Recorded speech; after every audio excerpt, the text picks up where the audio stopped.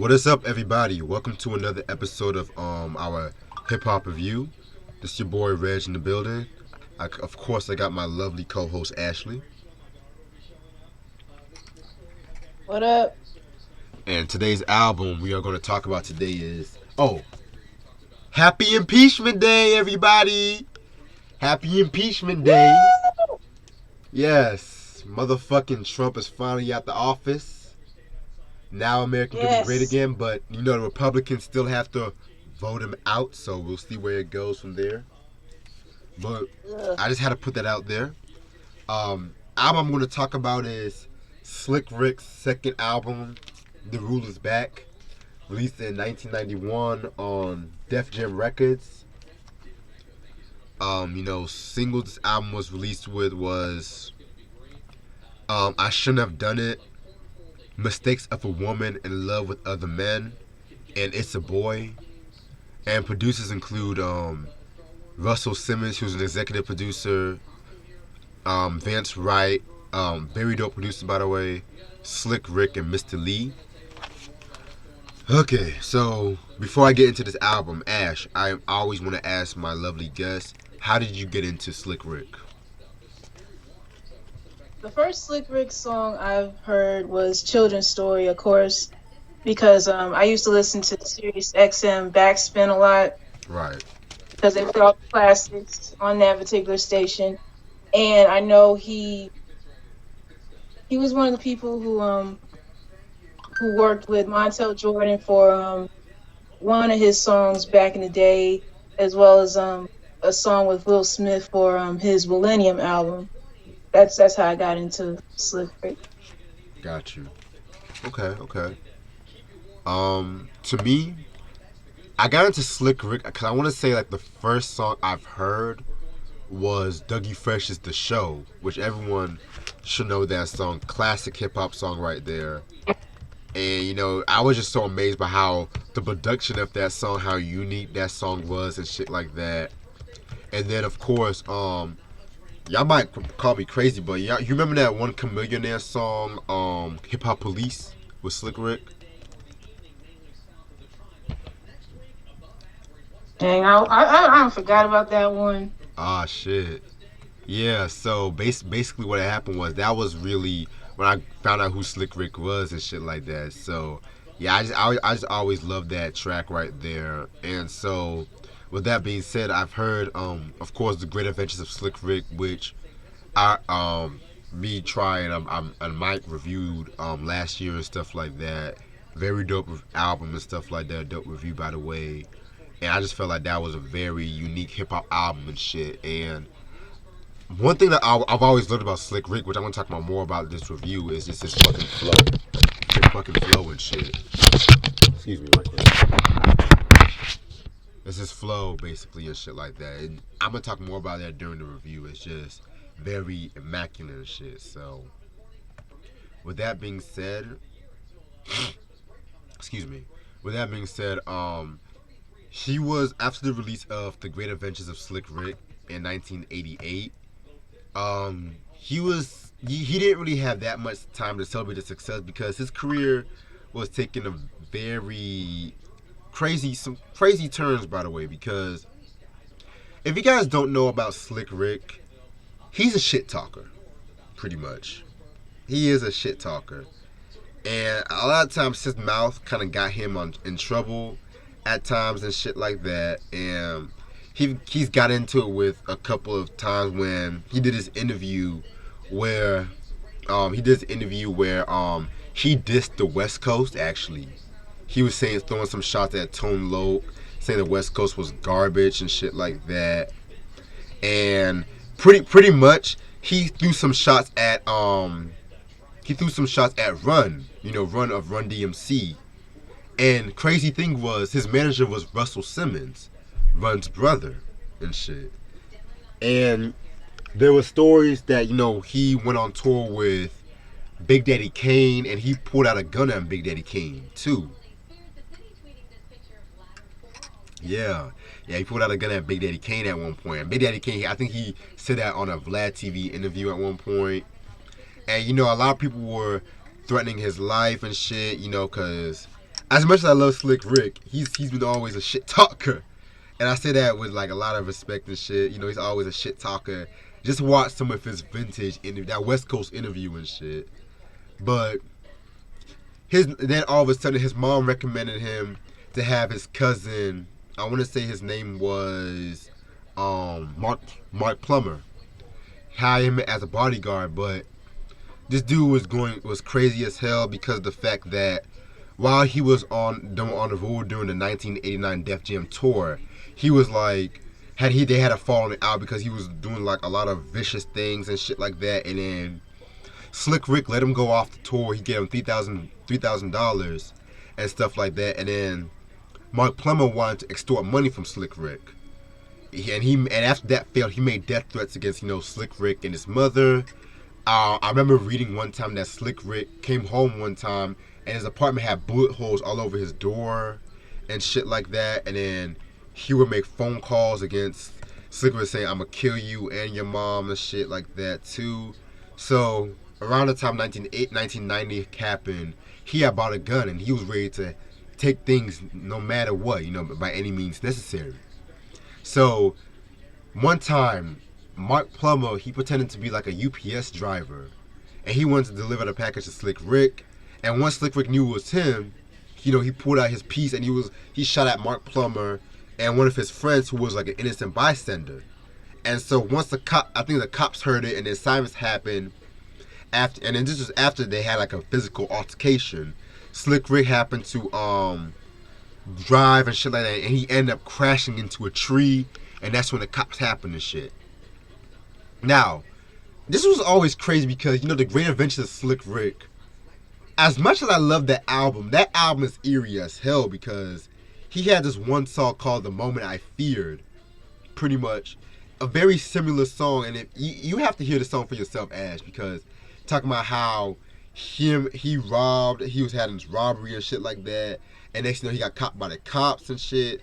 And a lot of the stories in the Great Adventures kind of translate into his life and stuff like that. I don't know if it's just me, and that's why I always consider Slick Rick to be like a very influential storyteller and shit, because a lot of people want to say he doesn't do a lot of positive shit, but if you listen to like Children's Story, Hey Young World, Treat Her Like a Prostitute, that's a lot of positive conscious shit on that shit.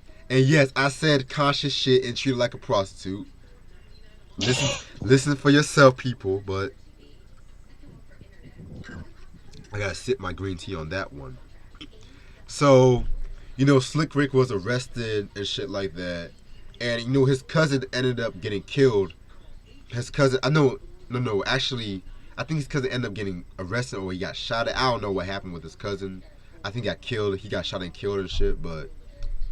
So Slick Rick got arrested. He was in jail and stuff like that. And pretty much, he was released on $800,000 bail just to hurry up and release this album, because there was 21 songs that was recorded for this album and shit. So yeah, and that's what happened with The Rule Is Back. So this is the album cover right here. Very dope album cover. I always loved that white Kangol he was rocking this shit. I always loved that white Kangol. Yeah, man. And a lot of people always want to talk about, Great Adventures being his only dope album, but yeah, this one has some heat too. Yeah, this is what the vinyl looks like. Bet y'all kids never seen the vinyl before, but it's okay. But yeah, man.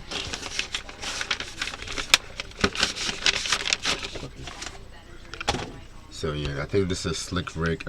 I want to say that's Vince Wright right there, because that was like the main DJ for the album too. So okay. I can't see it. You said what? I couldn't see it. Oh, can you see it now? Yeah. Yeah, man. Slick Rick and his fucking jewelry too, man. That deserves to be talked about. But yeah, you ready to talk about this album? I want to say this album has 10 songs, 12 songs actually. Let's get started. Track number 1, King. very dope way to start off this album and shit. Very braggadocio song. I love the DJ scratches on this one right here. Slick Rick at rare form and shit like that. Braggadocio on his braggadocio shit. Yeah, very dope track. I love the line when he says, "Main wreckin', girls be checkin', could be neckin'. To respect and to remember every one of y'all a second to." Oh shit. Hold on, my computer's acting up. Give me a second. Two. Okay. Yeah. A second to relaxing, gonna be a fraction attraction. You don't want to see action. I asked them screw, cause you don't want what the Rico do. Like, his flow on that track was rare as fuck too. I always loved Slick Rick's flow, but I want to say this is the best album where I feel like his flow shined and shit. Very dope track. The Ruler's Bag, love his shit. I mean King, excuse me. And it was a really cool song when I was the first listening to it. It's just everything about it. I couldn't imagine him starting the album off any other way. Like, it was very upbeat, and then him bragging pretty much throughout the entire song too. So yeah, who doesn't do that? Right. Yeah. Yeah. So that's on fucking King right there. Very dope. And then we get into track number 2, which was I Shouldn't Have Done It. Man, this is actually one of my favorite Slick Rick songs, period. This was on the soundtrack to Living Large. And there's actually 2 videos. Oh, by the way, Living Large, that starred Terrence T.C. Carson. You guys should know he played Kyle in Living Single, dope sitcom before, dope sitcoms. Friends stole it, but that's another story for a different day. I had to throw that out there, but yeah. I Shouldn't Have Done It. Very dope track. It's a story track where he's talking about how he meets this fine chick, right? And pretty much he feel like the girl is too good for him in terms of looks, and he had a feeling that she's gonna cheat on him and shit. But at the same time, like, his ego being with this chick, he's flaunting and stuff like that. He sleep with this other girl and stuff like that. And then next thing you know it, once he gets back home and he trying to make it right with the girl by buying her a ring and shit like that. He finds this letter talking about how she overdosed and said, "I had it for you, but I guess you didn't care," and stuff, like, pretty much knowing the fact that he cheated and shit. And yeah, it's pretty much a cheating track, but the thing I love about this track was the way he was rapping. The way he was rapping, like the fast rapping and shit like that. That kind of like hip house beat. Vance Wright did his thing with his beat and shit. Even the video too, the low budget video and shit. I always loved it. There's actually 2 videos I remember being on YouTube, because one video, it just has the video all the way through, and then there's other video where it has like footage of Living Large and shit like that too. I know I'm not tripping. The Living Large version, I don't see that on YouTube that often. So yeah, that's what I have to say about I Shouldn't Have Done It. I want to say this is like the most successful single off this album and shit. Very dope track. I Shouldn't Have Done It is also a favorite of mine off this album, and I feel like it's like a somewhat relatable track. Like, as some people feel like, oh, the other person's too good to be true for them, as far as like them looks and them wanting to be with that person and all this, that, and the third. And then, I don't know, it was just relatable to me, because I mean, I've had instances where some guys would think I'm like too good for them or something like that, or whatever you want to base it off of. But yeah, it was good. I love everything about it. The fact that it's telling a story throughout the entire song, and the beat, just everything was well suited. I gotta check out the video though. But you said the Living Large version of this it ain't up there on YouTube, is it? I haven't seen it in years, so I'm assuming that it got copyrighted or some shit. Always that. Yeah, I gotta check it out. I feel you. Then we get into track number 3, which was Bond. Man, this track right here was fucking bananas and shit. I want to say he envisions himself as James Bond or some James Bondish kind of vibe and stuff like that. The beat, oh my god, that fucking beat, man, it's just crazy. Like with the fucking horn, like that, like that beat alone sounds like it could have been made years from now and years from '91 and shit. Like again, Slick Rick's flow, Slick Rick's charisma carry that whole fucking song. Like I want to say this. I don't understand how motherfuckers say. I always want to say Great Adventures, Slick Rick. I love Great Adventures, but I want to say this is his most underrated album and shit because he was just going in like, and for it to be rushed too. I mean, come on, man. Like, very dope track. I love the lines when he says, there was laughing as they left. They grew thinner like Iraqi. Got the plans from the dying chief of police in her pocket. To make it even worse, Honey Girl was definitely ratting. Was holding her in a club that was happening in Manhattan. I'm on the plane at the end of the day, seemed nothing was a phasing. Except for the stewardess, jocking the amazing. Like, fucking Slick Rick, man. One of the greatest to ever do it.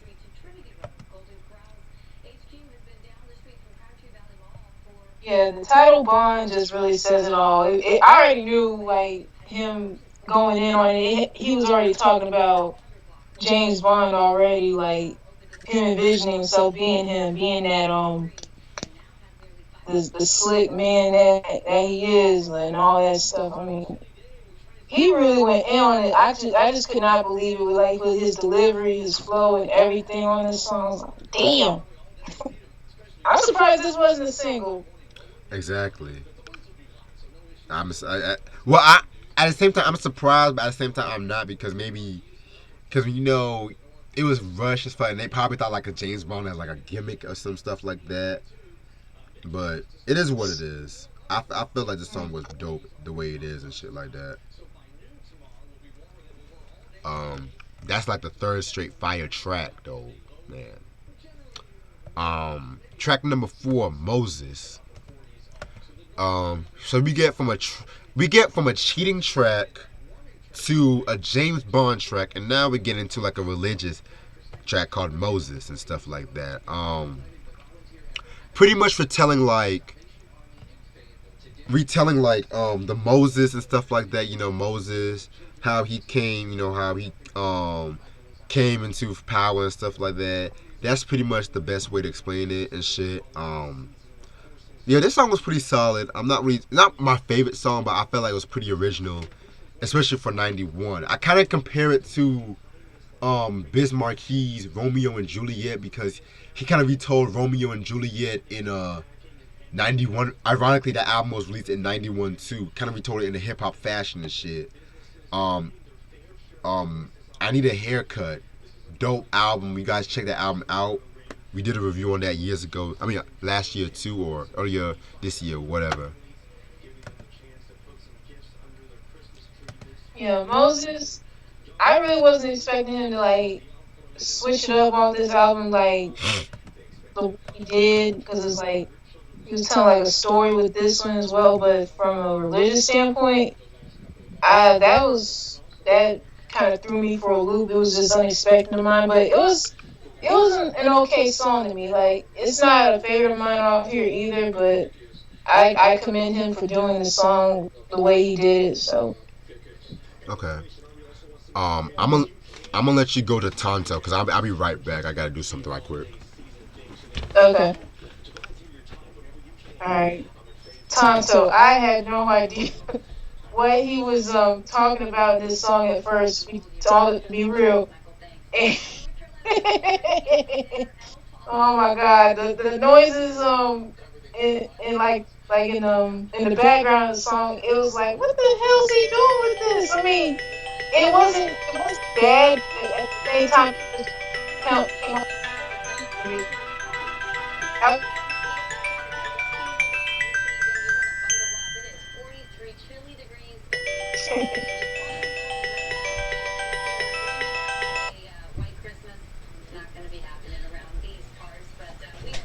All right, I'm back.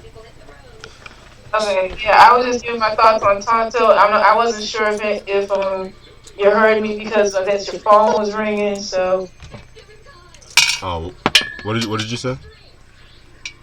I said when I was hearing Tonto, like I didn't know what the hell he was singing about at first because to me the song came off as like a little bit whimsical and silly because I guess it was just like the background noises I was hearing throughout the Yeah. song.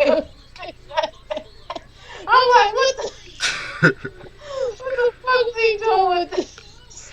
I mean, it's not a bad song at all, but he was just going like random as fuck with it. I'm like, Yeah, I understand how you felt though. I understand because Tonto was an okay track, but at the same time, I just felt like uh, not as good as the first four at least. And I'm definitely gonna count Moses because I didn't understand what the story was about, but I feel like lyrically he improved the song lyrically and shit. You know, mm-hmm. because it was about some Yeah, Indians or I don't know, like yeah.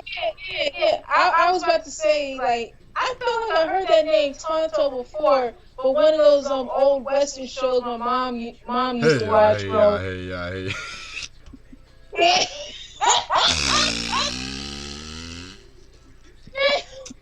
Hey ya, hey ya, hey. Feel like I've heard that name Tonto on like I said on one of her old shows, Western shows she used to watch growing up as a kid. I'm like, what the Shit, man. what are they doing with this Tonto? Shit, but at the same time, like, there's not really a track I absolutely hate on this album, but if I was to pick one track I would leave off, it would probably be Tonto. Yeah. Shit. But, yeah. Other than that, now we're gonna get into possibly my favorite track off this album. Mistakes of a Woman in Love with Other Men. Woo! Man.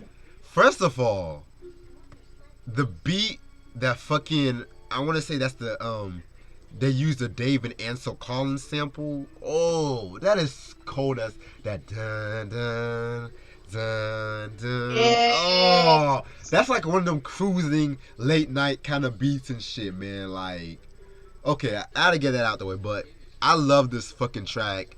Vintage Slick Rick right here. He's basically telling a story about this fucking hoe, pretty much. Damn, forgive me, y'all. I'm kind of off the lick right now. Forgive me, but yeah, pretty much talking about a hoe, pretty much and shit. That has a lot of niggas on a pussy, a lot of niggas on a fucking pussy, and Slick Rick fell in love with a hoe, and you can never fall in love with a hoe. You can never fall in love with a hoe and shit, and that's pretty much what Slick Rick said. Um, Not all women are hoes, but in this song he was talking about that. Um, Yeah, and this was pretty much you never really see Slick Rick at a vulnerable kind of state, pretty much and shit. And so, yeah, that's one thing I loved about this song. There's actually I want to say there's a remix to the song too that's actually dope too. If I can find it, I'll post it in the description box. One of my favorite lines was when he said, she confessed and then she left smooth. Want to kill myself because to live ain't the smooth, ain't the move.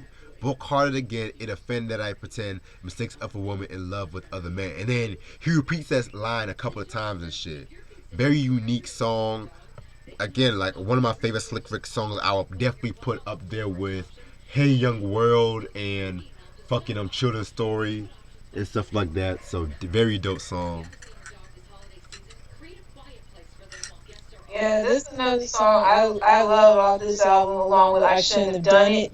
And it just I was just really wasn't expecting Rick to talk about pretty much a hoe in a song like this. I'm like, damn, like he went in on this. But then too, like whenever I heard like a certain Slick Rick song off this album as well as some of his other stuff, I mean, I always knew he was coming off as like I don't know being silly with some of his stuff or just being playful with it. But in here, you get to see a softer side of him. I guess him falling in love, I guess, with the wrong woman, knowing how she rolls with other men and all this, that, and the third. But I just couldn't get over that beat. That beat had me hypnotized whenever I heard it. I'm like, damn, like I could not get enough of it. Exactly, man. Like, and the video was pretty dope too and shit. You know, video was dope. That's fucking mistakes of a woman in love with other men. Um, track number 7, Venus. This was another dope song. It's pretty much a hip hop rendition of the Frankie Avalon song by the same name and shit like that. You guys, of course, I don't even know if you guys know Frankie Avalon is. I don't know if my audience knows who that is, but he made this one song called Venus. If you do, I love you. If I don't want to sing it right now and shit like that, but I thought it was unique and shit like that because you know how motherfuckers like to make them renditions of like them rock songs, like you know Run DMC would Walk This Way, or you know all that Mm-hmm. shit. So I kind of felt like Slick Rick kind of did like a do 50s like pop song pretty much and shit like that. So not one of my favorites, but it's again why Slick Rick is in the class by himself. Mm. Venus. When I was listening to it, I knew he had to have been doing a rendition of a hip hop rendition of an old song. I knew that, but I just couldn't place my finger on it whether or not it was like from the 50s or early 60s type shit, you know? That doo-wop sound or whatever. But yeah, it was okay to me. Like it was a little playful on his end, but still not completely terrible. Okay, I can fuck with that and shit like that. Next track we got is Ship. Um, this was a very interesting track too because he was kind of talking about a lot of shit with this song right here. I want to say, um, like pretty much. Oh damn, it's kind of confusing what he was talking. Like he was talking about like a lot of shit, like and shit like that. Um, mm. But one thing I want to say is the third verse is pretty much my favorite verse of this track. I like when he says, "Yo, why in the world is rap white wind then sent for a mental who dance or I enter? Present to the fans who want a picnic bent to get sent to spray praises on newfound intellect." Yeah, like I didn't know what he was talking about all the way through with this track right here, but I felt like it was another dope track, you know. Yeah, ship. It was so different because it was like I really just couldn't figure out what the hell he was talking about throughout this song. It just left me baffled. But it wasn't a bad song at all. But it's just one of those tracks that makes you think about certain shit. Right. That's the best way to sum it up. Okay. Respect. Respect. Now it's a boy. Whew, man. If mistakes of a woman in love with other men was not on this album, this would be my favorite track. I felt like this song right here. Well, he was talking about like childbirth with this track right here and stuff like that. I want to say, um, Slick Rick. It's something that you never really see from Slick Rick before. Like, the beat, you know, is very different. It had like a very British, British kind of feel to it and stuff like that. And Slick Rick was like a more relaxed form. A lot of quotables in this line and shit. It's me, at last, the Rickster, Def Jam's where I be. And most agree it's kinda amazing a born from where I pee at. From where we pee at. Though I definitely fiend it, baby, no way. Chills, clever mean it being. Got to be careful, be told commercial levels. Like his flow too, man. He was doing like 8 different flows on this track, man. Like, and then the fucking last verse alone too. I mean, where he was kind of having like the voices meshed into. Oh my fucking god! Like, it's a boy. That's definitely that should be celebrated a lot more often and shit. And I know a lot of people know the Large Professor remix of that track. which I love the Large Professor remix, and that remix I'm gonna save most of my thoughts when I talk about the Rulers back one day. But the OG version for me by Vance Wright, that's the version I like the best. And the video, again, another dope video too for I feel like this album had a lot of dope videos and shit. You know, it had Slick Rick, and then you had like all these rappers like as like little boys of themselves. Like you had a little MC Hammer, a little Third Bass. My favorite part was when you had a little LL Cool J spitting water at a little Kumo D, the little Kumo D and shit. And if all my hip hop heads should know about the LL Cool J Kumo D beef and stuff, oh my fucking god! Like that fucking track alone, it's a boy. That's like my second favorite Slick Rick song. Like again, it makes me want to have a kid, low key. And low key kind of makes me want to have a fucking kid. And every toy he wants to get, and it's the boy. Like dun dun. I was like, this song is crazy. But yeah, that's all I gotta fucking say about this track. Yeah. It's a boy.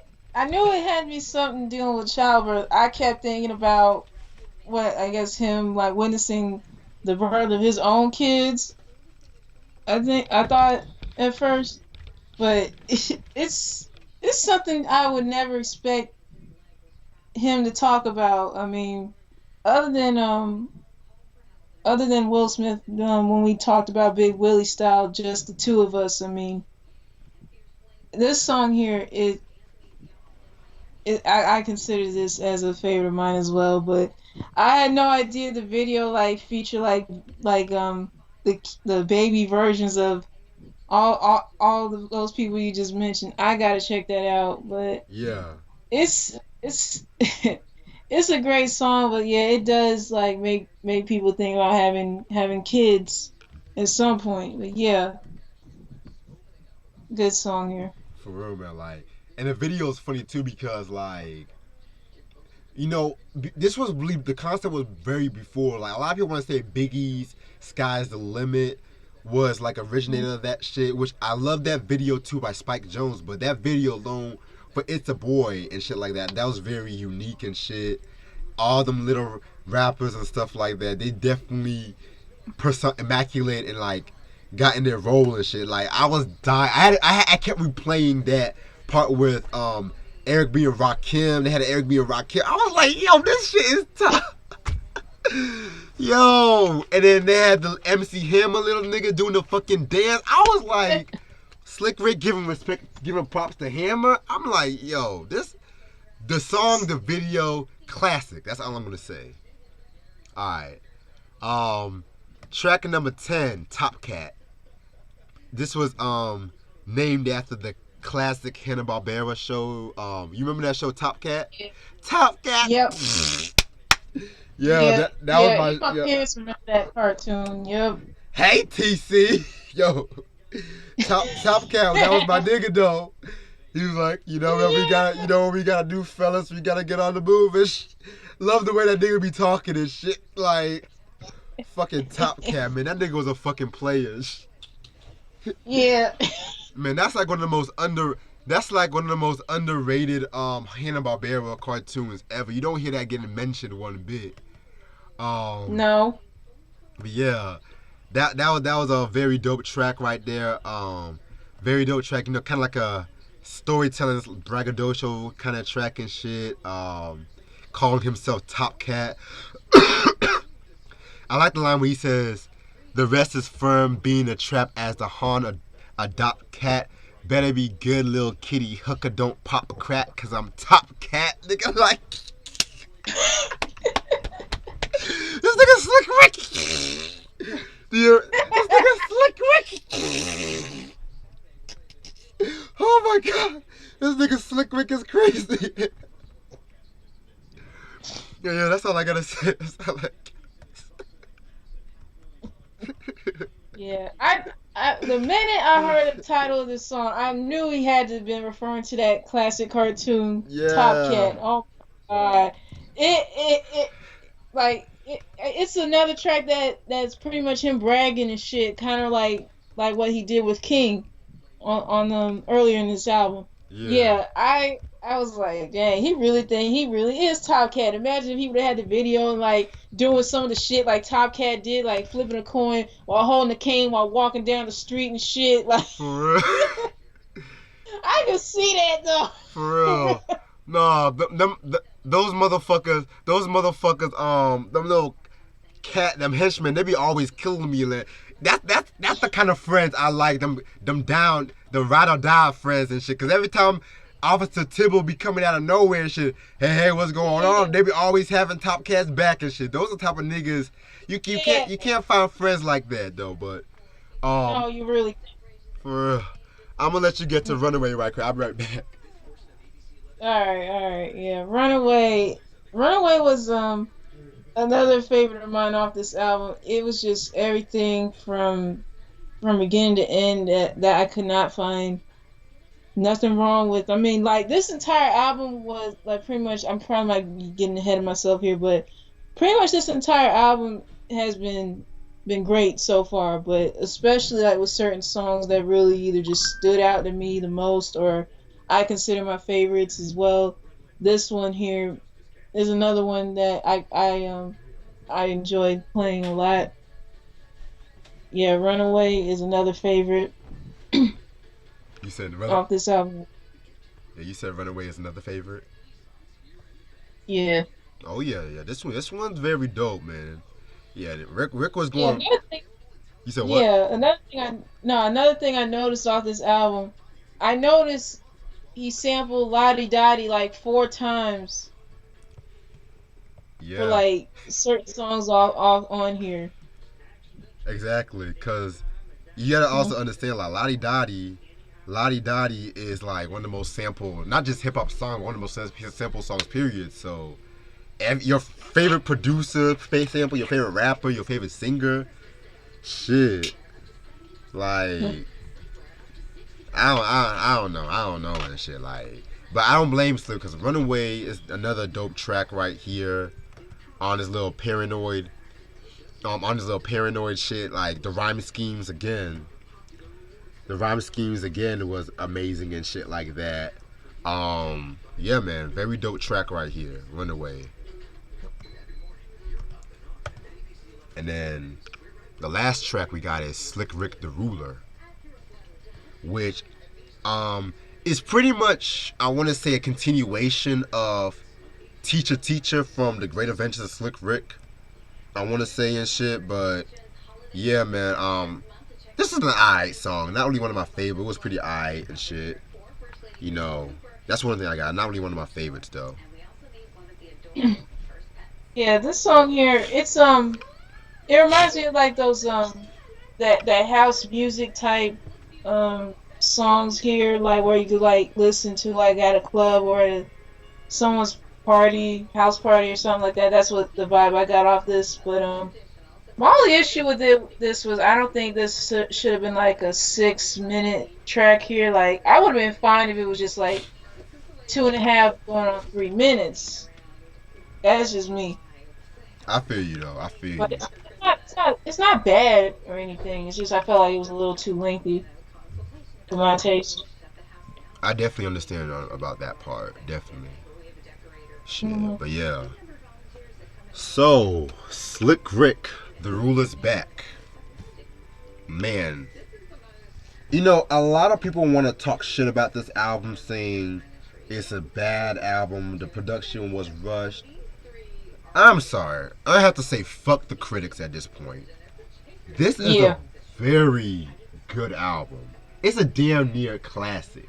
For it to be a rushed album too, like 3 years after the Great Adventures. Not 4, not 5, but 1, 2, 3. 3 years after the Great Adventures. Like, I'm not saying that every idea worked on this album, but like storytelling, production wise and whatnot, I feel like this album was definitely a dope way to begin the 90s off and shit. You know what I'm saying? Like Vance White, I definitely gotta look up more of his productions and stuff like that. He definitely did his thing with this one. He definitely worked with Slick Rick like around like his early days too. I forgot to mention that. So um, I definitely feel like King, Mistakes of a Woman in Love with Other Men, Top Cat, It's a Boy. Like this, almost all these songs I would say is in my top five Slick Rick songs. Like Jesus Christ, his stories was a lot more different, a lot more unique. Like very dope track right here. I'm gonna give this a 4.5 mics. 4.5 mics and shit. Yeah, very dope track. And this album is actually out of print, so if you guys can find this album, must have in your collection. Yeah, this was my first Slick Rick album that I've ever listened to, and I'm surprised that this was a Rush album because for it to be a Rush one, it was fire. Yes. There was not a bad song off here that I did not like. There were some that I felt were okay, but still though, he did a phenomenal job off this one. Like low key hating off this album, but fuck them anyway. So, but my favorite songs off here are is it I Shouldn't Have Done It, um, Mistakes of a Woman in Love with Other Men, It's a Boy, Top Cat, Runaway. Like I said, there was not a bad song off this album and a song that I did not like. And anyone who feels like this song was very underrated, y'all need to get your ears cleaned or ears checked. So go back and listen to this album. I give this one 4.5 out of 5 mics as well. Yes. Okay. Okay. Yeah, man. Like, and I'm just gonna say put this out front. I know a lot of people like the Behind Bars album. I wasn't really a big fan of that album like that. The one that came out in '94. I lyrically Slick Rick was on his A game on that one, but I just felt like the production was a little lackluster. But I'm gonna get more into that once I get the album and shit. Um, yeah. So with that being said, we also gonna have a pickups video and stuff like that too. Try's gonna join me and shit. I'm just gonna let him know whenever he's ready. I'm ready and shit. And I always text him. But before I start and get into the pickups video, um, I wanna did you see the All in the Family Good Times live action thing last night? No, but I heard some things about it. How was it? Okay, well I didn't see it last night because I was at work, but I saw it this morning. Oh wow. Mm-hmm. The Good Times was pretty solid, but the dude Okay. Jay Farrell was not a good JJ. I'm sorry, he was not a good JJ and shit. They got John Amos playing Alderman Davis because it was that episode when they had the election between Alderman Davis and Jimmy Pearson and shit. Oh, Yeah. oh. The All in the Family one was it was another solid one too because it was that episode. I don't know if you're All in the Family fan or not. The Draft Dodger episode and shit. Um, I did not see it. So um, yeah. but yeah, it was alright. It was alright. It wasn't as good as the first. It wasn't as good as the first one, but yeah. Also, what else has happened? Trump, of course, Trump got impeached and shit like that. Mm-hmm. Everyone's on Lizzo's ass about how she's making BBW women feel bad and whatnot. I mean, What? oh yeah, yeah, like everyone's saying that shit now and shit because she got banned from the. I think she got banned from the basketball court that she did that shit at and stuff like that. So She wasn't banned from there. they said she wasn't banned. No, no, Mm. no, she wasn't.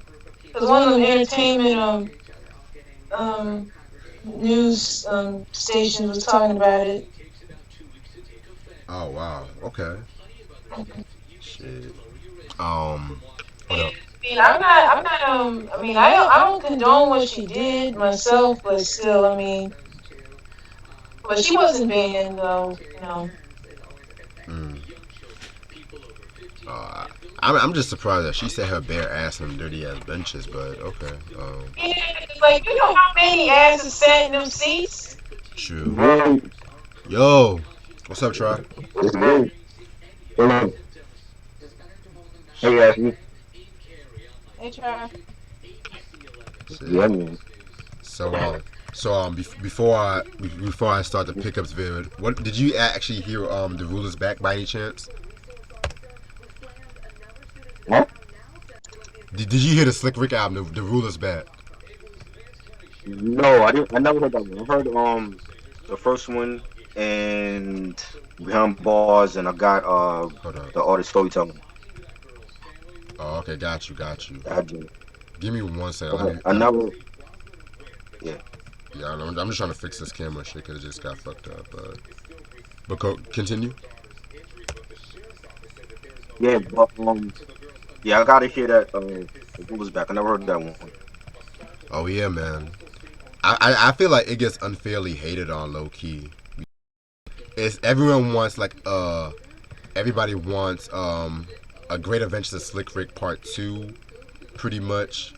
And with the rulers back, they kind of got something different. Like you got some of that Great Adventures of Slick Rick in it, but at the same time, the production is like a lot more darker, a lot more. It's like he's doing like a lot more variety and shit like that. You know what I'm saying?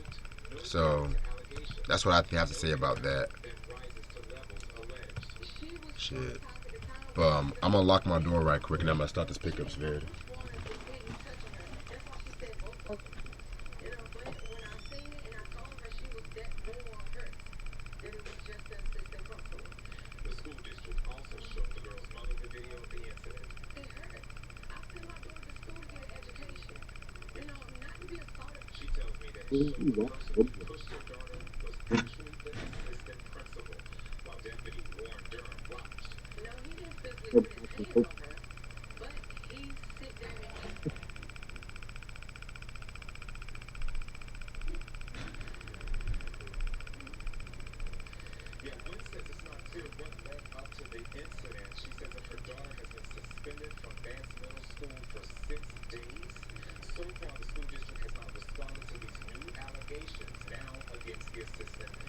What are you watching? What is that? All that? I guess the evening news. Oh, you need to get rid of Trump. You gotta go.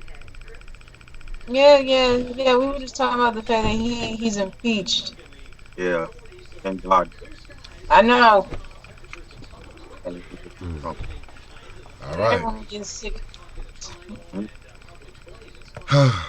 So I swear I got like a lot of CDs and vinyls this past couple of weeks. So I'm not gonna show everything today. I'm just gonna show it. I'm gonna start by showing like the good stuff. I'm gonna save the best stuff for last. That's what I'm gonna do. Okay. So first of all, shout out to Hoovy, by the way. Hooked a nigga up with some CDs and shit like that. I just got these in the mail today. The first album is Paris's first album, The Devil Made Me Do It. 1990 on I want to say this was on Tommy Boy Records. Yeah, man, Paris. You guys should know who Paris is. He's a West Coast rapper from San Francisco. Political conscious rapper influenced by the Black Panthers. This of course was his debut album, The Devil Made Me Do It. Singles this album was known for, I want to say was it only came out with Devil Made Me Do It. I want to say break the grip of shame too.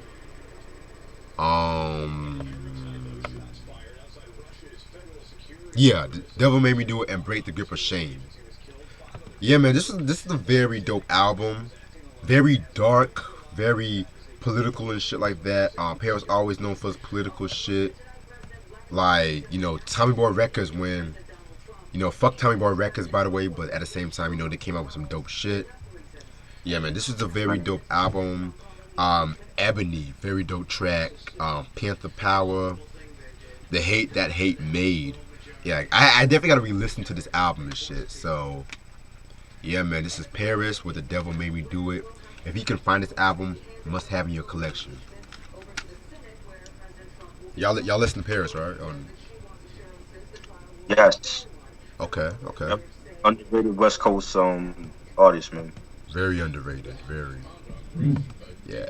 Ash, if yeah, you got to check him check him out, Ash. I bet you'll love him and shit. But Uh, and then I got his second album with Sleeping with the Enemy in 1992.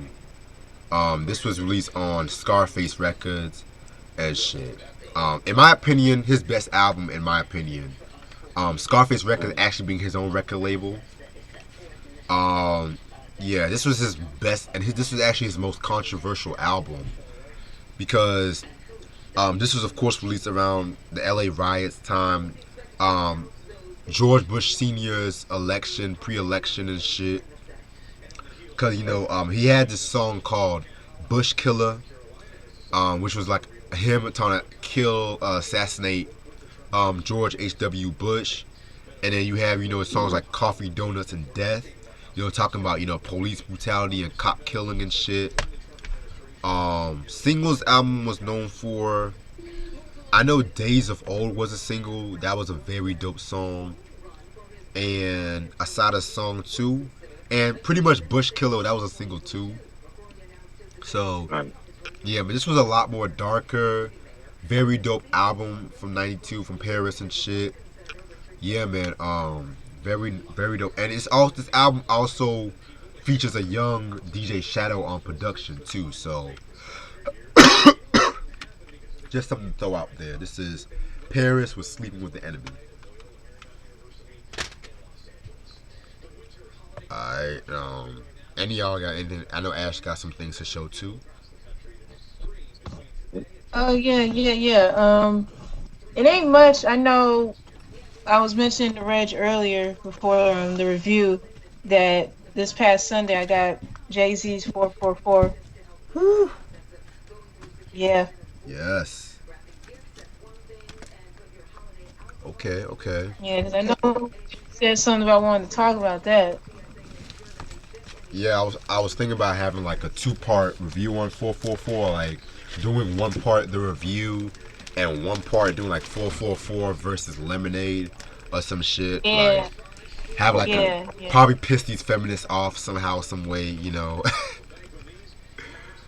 Yeah, you know how I do, but fuck it. yeah.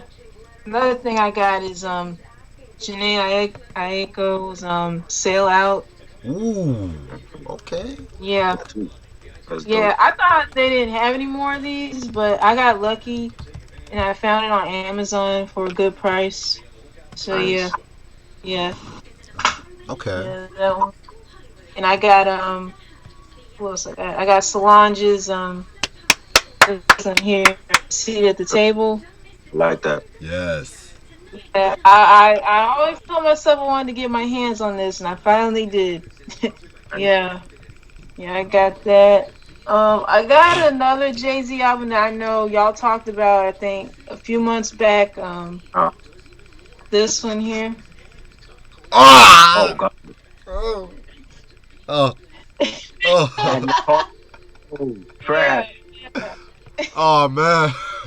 I mean, I'm glad you got it, but I'm gonna say this once: it's a better album than Blueprint 3. Okay. That's not saying a lot.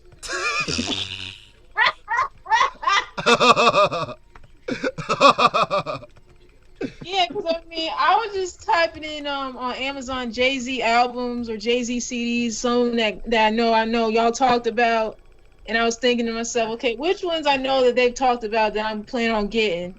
I knew there were some other ones on there that they still have in stock and in print, so yeah. Yo, Ash, you know what you should do? Like right after we get off, like just dump that in your nearest trash can. Oh shit! Clap for a nigga with his rapping ass. Oh Lord. Oh man, that whole album was trash, man. Oh my god. I mean, it's not bad. I mean, I played it like sometime over the weekend, so I mean, hey, as long as I get my money's worth and as long as I'm not gonna be disappointed in some shit, then I'm good. Mm. I feel you on that. I feel you. Yeah, but another one I got I think a few weeks ago I got this one here. Who that? Oh, New Kids on the Block. New Oh, okay. Yeah. Yeah, this was the album they did when they came back together in '08. It's called The Block. So yeah. It's Okay. it's good. It's good. Like once you listen to it, because it has they have a song they did with Neo. They have another song they did with the Pussycat Dolls and Teddy Riley on here. They Mm-hmm. did a song with Akon. They did one with Lady Gaga, and they did one song called Full Service featuring New Edition. So I heard that song Yeah. too. The song mhm. with Neo, there's a video for that. Yeah, I saw the video. Mm. Yeah. Yeah, those are just stuff I got right now. I know there's other stuff I'm interested in that I got saved on like a certain list. So one day I'll be able to cop some other things, you know, probably some stuff after Christmas or whatever. So yeah. I feel you. Okay. Got you. Alright, and try. You still gonna wait off on yours, right? Mine is coming tomorrow. It came late into the city today, so tomorrow I'll have it. Okay, no problem. Got you. Uh, Yeah. yeah, 'cause I was telling Reg, like, of course it's coming so close to Christmas, then yeah, of course that's to be expected. I feel you. Alright, so now I'm gonna show two vinyls right now and shit. Um, this vinyl I'm about to show y'all. This is probably one of the most influential artists of all time. He is pretty much, oh man, not enough words can describe him, but I'm just gonna show y'all the album. It's James Brown, The Payback, 1973. Oh, Yes, The Joint. Payback, James Brown. yeah. Man, I know my dad loves his music. oh yeah, like this is actually my favorite James Brown album, to be honest. Like, Yeah. the singles this album came out with was Stone to the Bone and, of course, The Big Payback. Like, everyone knows that song and shit. Yeah. Um, yeah, man, like that song has been sampled by everybody from En Vogue, LL, Dr. Dre, Keith Sweat, Silk, Biggie, Compton's Most Wanted. I mean, Kendrick Lamar. I mean, everybody. Like, dead ass. And then he also did like a remake called Rap Payback in 1980 and shit like that. In case y'all heard of it, that shit too. So, um, yeah, man. This album right here was pretty much, James Brown around this time. That's just when he was called the Godfather of Soul. Because around this time he was a legend around this time. And once he came out with this shit right here, I mean, man, this album very funky and shit like that. A lot of people want to say it kind of broke down the barriers of funk in the '70s and shit too. I mean, you got people in his band like Maceo, Fred Racely, Fred Thomas, Jabbo Stark. The '70s, man, he had some of the best niggas in his band and shit like that. But yeah, man, James Brown, The Payback, 1973. Y'all remember the episode of Everybody Hates Chris when? Yeah, when he Yeah. he took his mama's James Brown album Yep. and wanted to be a DJ and fucking messed it up. Yeah, man. Like, that is actually what made me want to get into this album. Dead ass. Like, listen to that shit right Yeah. here. Yeah, man. Well, I might just frame this shit, but this is history right here. Okay, That's a classic album. You should. oh yeah. Speaking of classics,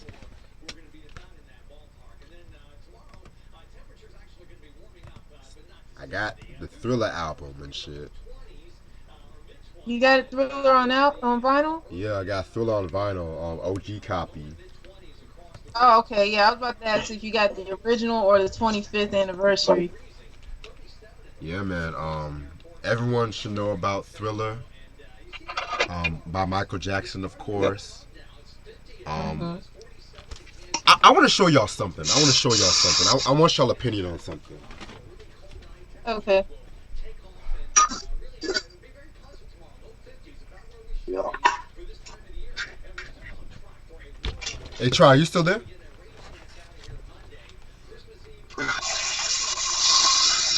Yo, Try,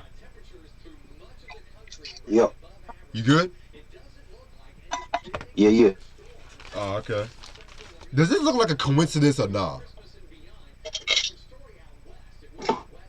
What you mean? Like the dancing, like just look at it. Just look at the albums and shit. Wait, I wait. I can't see can't. it. What are you talking? What are you talking? Y'all can't see it. Hold on. Okay, cause I got the Michael Jackson. You see the Michael Jackson, right? Yeah. Right. Now look at the Lionel Richie and shit. What about it? I don't know. I just feel like I just feel like they was. I don't know. Like the album cover look very Well, similar. you think you think they're similar when they're posing? Yeah, like Lionel was trying to bite off Michael with his album cover and shit. That's what I wanted to say. He really big then. You said what? You know, like the 80s. He was. I think he was trying to be like Michael. He was just as big. Yeah, man. Motown wanted the Michael and shit, Right. but yeah, man. You all should know about Thriller. Hmm. Yeah, man. This is probably my second favorite Michael album. I feel like Off the Wall is his best. Don't shoot me, but fuck it. I What love about this. You said what? what about Dangerous? That's my third favorite album from Michael. Okay. Yeah. It's Off the Wall, Thriller, Dangerous, Bad, then Forever Michael. Yeah, man. But yeah, man. Thriller, 1982, must have. Everyone should own this album, so I'm not even gonna say too much shit. I got the 25th anniversary of that album, and lately that's the only version of it on vinyl that I I've like. seen lately. For real, yeah, I know, cause everything else is going like out of print, pretty much. Well, not out of Yeah, print, but like, yeah. All they're right, kind of hard to come. exactly. All right, so I'm gonna show y'all some CDs I got from this CD lot, and I know from the pictures I've shown y'all, I've got like a lot of interesting CDs. So this is gonna be. That's why I said this is gonna be entertaining as hell for me because a lot of these motherfuckers I was not expecting to get. Right. But this album was from an artist that has. It's like my Scorpio brother because me and him and Prodigy, we have the same birthday. Um, this album right here I want to say it's a Midwest classic, but I'm not the biggest fan of this artist. But I'm grateful I Nelly, got it. You said what? you said Nelly. Yeah, the Country Grammar album in Ah, 2000. And thank you for remembering my birthday too. So, this is released in 2000 on Universal for Real Records. In my opinion, this is the best album, Country Grammar. And I'm not even the biggest Nelly fan though, but this album goes hard and shit. So, um, I know y'all heard this album and shit. So, yeah, yeah. You're a Nelly fan, Try? Nope. I'm not a big Nelly fan either, to be real. I like some of his songs, but I'm not like a diehard Nelly fan like that. So, I feel you. I feel you. Yeah, man. Yeah, man. I'm not the biggest Nelly fan, but the albums I got from it, I'm just grateful I got, and that's it. That's it for all I'm getting and shit. And Yeah. give me one. Someone's at my door. Give me 1 second.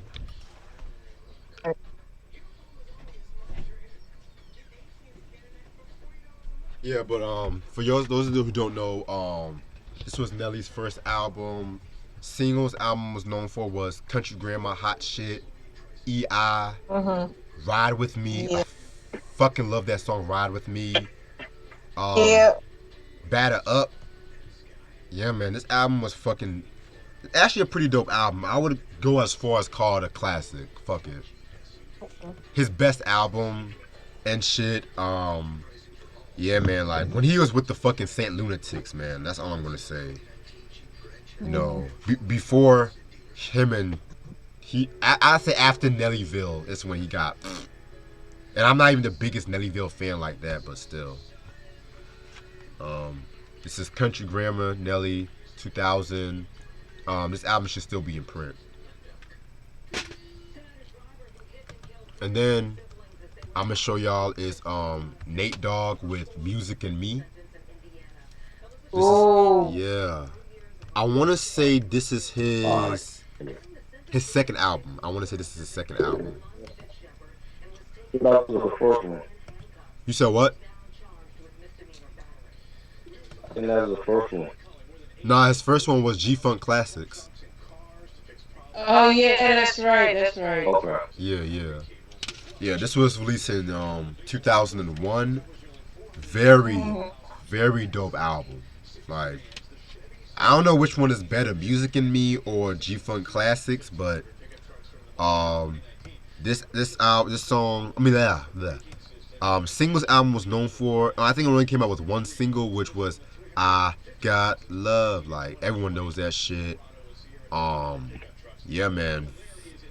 You can't go wrong with production from Bink, Mailman, Dre, Jermaine Dupri. He has some decent shit on here.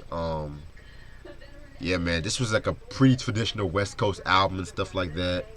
Yeah, sorry I don't have the album cover. This nigga didn't have the covers to all of his shit. And just to let y'all know, the FYI, some CDs are pretty much in the wrong case too. So just a little FYI for y'all. But this is Nate Dogg, Music and Me. I want to say this album's out of print too. So if you can find this album, must have. It's out of print.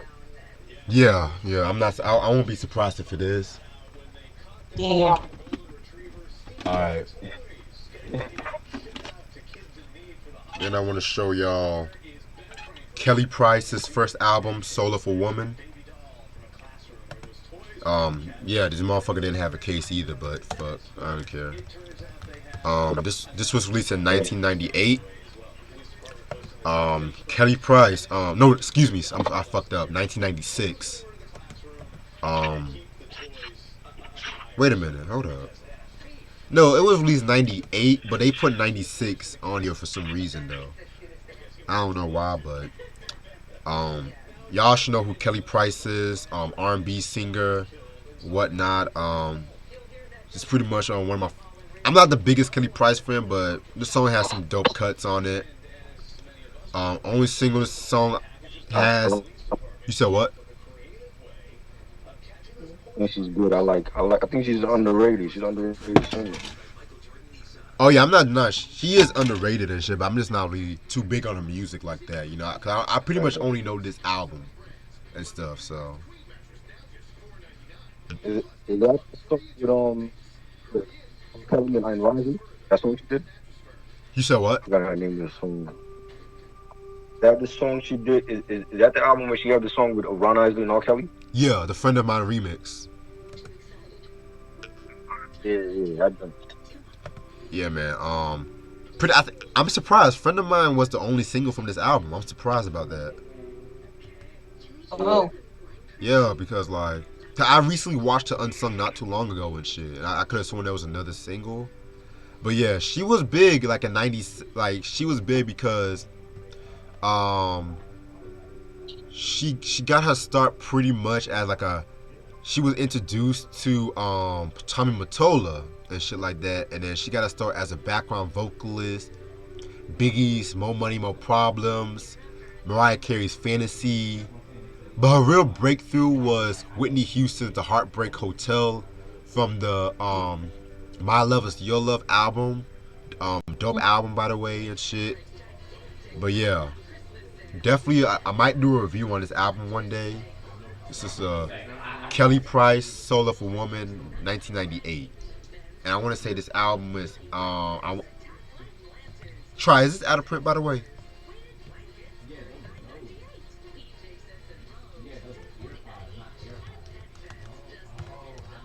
I don't think you heard me, but I want to say this album's out of print, but don't quote me on it. All right. Now, we're gonna get into some vinyls right quick. This is Shaka Khan's self-titled 1982 album. That was released on Warner Brothers. Very dope album and shit. Very dope album. Singles album was known for was.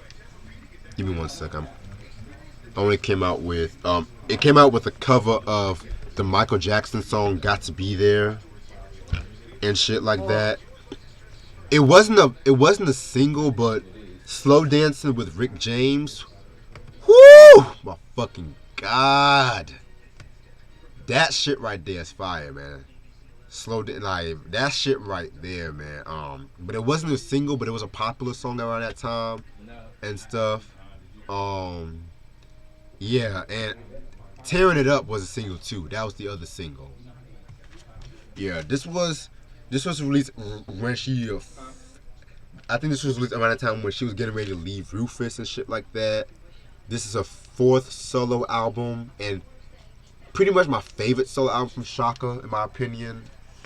The album has like a right mixture of R&B and funk and soul and shit like that. I just feel like the album was very, very dope and shit.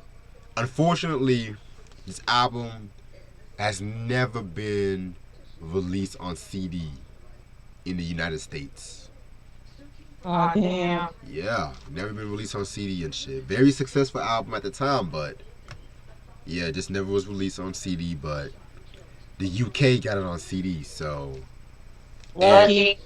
yeah. So unfortunately for that. And so with that being said, this is Shaka Khan with a self-titled 1982 Must Have in Your Collection.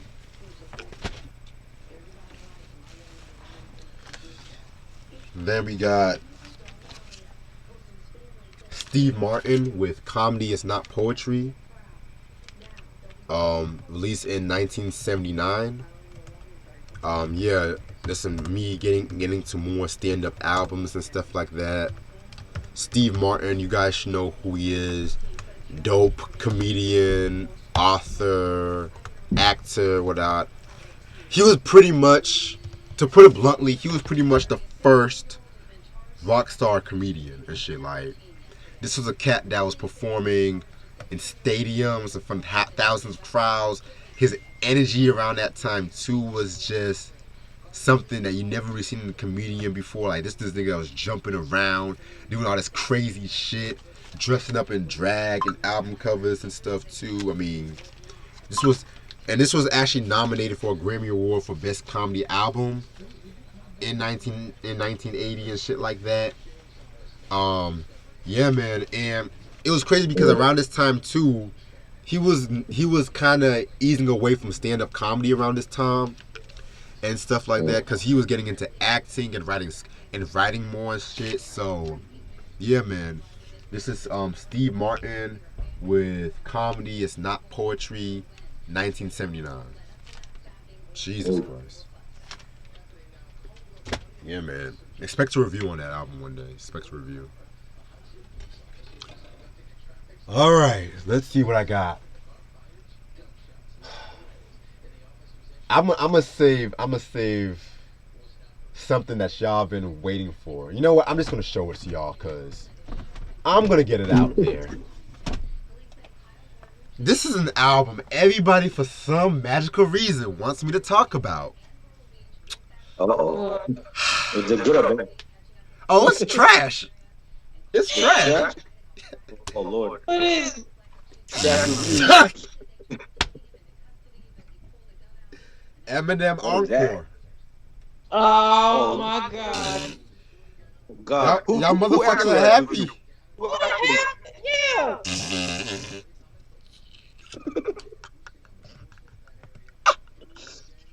Oh, bro, like this nigga didn't even give me the. I mean, y'all know how I feel about post Eminem shows, so. Yeah. God. But like I said, I'm gonna talk about Eminem show first before I do this album. Right. But and this motherfucker gave me the special edition.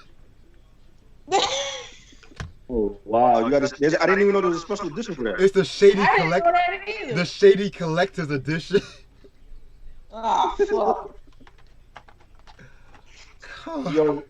Yo, in my last pickups I got over the summer, I had got the collector doing the Marshall Mathers LP2 special edition. I didn't even know there was a special edition for that.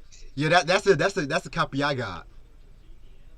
Oh, okay, and it has like a DVD and all, not a DVD, it has like a bonus CD. Yeah. Crazy. Oh my fucking god, man! Like, and niggas would just ask me to do this fucking album, man. Like, it's like now y'all niggas know I got Why? it because it's trash. Oh, are you gonna make like a trash edition of the for the review? It's a horse, of course. Lord. Does Lizzo like to show her ass in public? I mean, oh shit, man! Like, damn, man. But let me talk about this album. So, singles album was known for was Just Lose It, Mosh, Encore, like Toy Soldiers, Mockingbird, and ass like that. I actually like that song. I think it's hilarious. Oh. Video is funny. Man, I'm just gonna save my thoughts on this album, man. I'm just gonna save my thoughts. You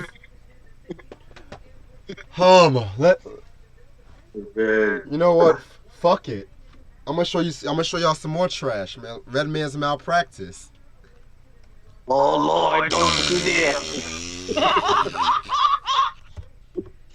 Oh no. No. Yeah, I'm sorry, Troy. I know you like this album, but I'm sorry. I don't. Wow. But it's not his worst. That honor goes to Reggie. Right. But man, my trash review is gonna be looking good 2020. But yeah, man, this is Redman with Malpractice, released in 2001. Singles album was known for was Let's Get Dirty, I Can't Get in the Club, and Smash Something.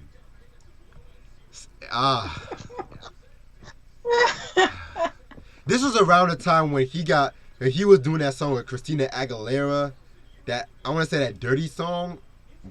I think it's called Dirty. Let's Get Dirty. Yeah. So he was getting some mainstream popularity. Oh man, this album just got some commercial shit. Like, I think it's the opposite though. They didn't promote the album, so I'm like, well, it's not like you see. Dr. Name 2000 was more commercial, and it did well. But Malpractice, like if they try to do commercial with it, like with the first single with DJ Cool, it didn't come off well though. You know what I mean? Because people wasn't responding to the single. I feel you on that, but I just felt. You said go ahead. No, I was saying like that's if you listen to the album, I don't know what other songs they would have. I mean, to me, I would have preferred the Missy track, That Bitch. I think that should have been a single. But other than that, like he came out with Smash Something, and people just ignored it. But I don't really, when I hear that album, I don't hear like no commercial singles on there. To me, you know what I mean? Like except for that Let's Get Dirty track, you could clearly tell that was a commercial joint. I feel you, but I'm gonna re-listen to this album, but like I'm not. It's not a classic by no means. I just like. To me, it's like a continuation of Doctor Name. Like with this, especially with the skits. There was too many skits on there, and like he had a lot of collabs on there. Like compared to Doctor Name, you know what I'm saying? But I don't look at it like it's a whack. To me, Reggie's is worst album. But oh god, I think Malpractice wasn't it wasn't promoted right.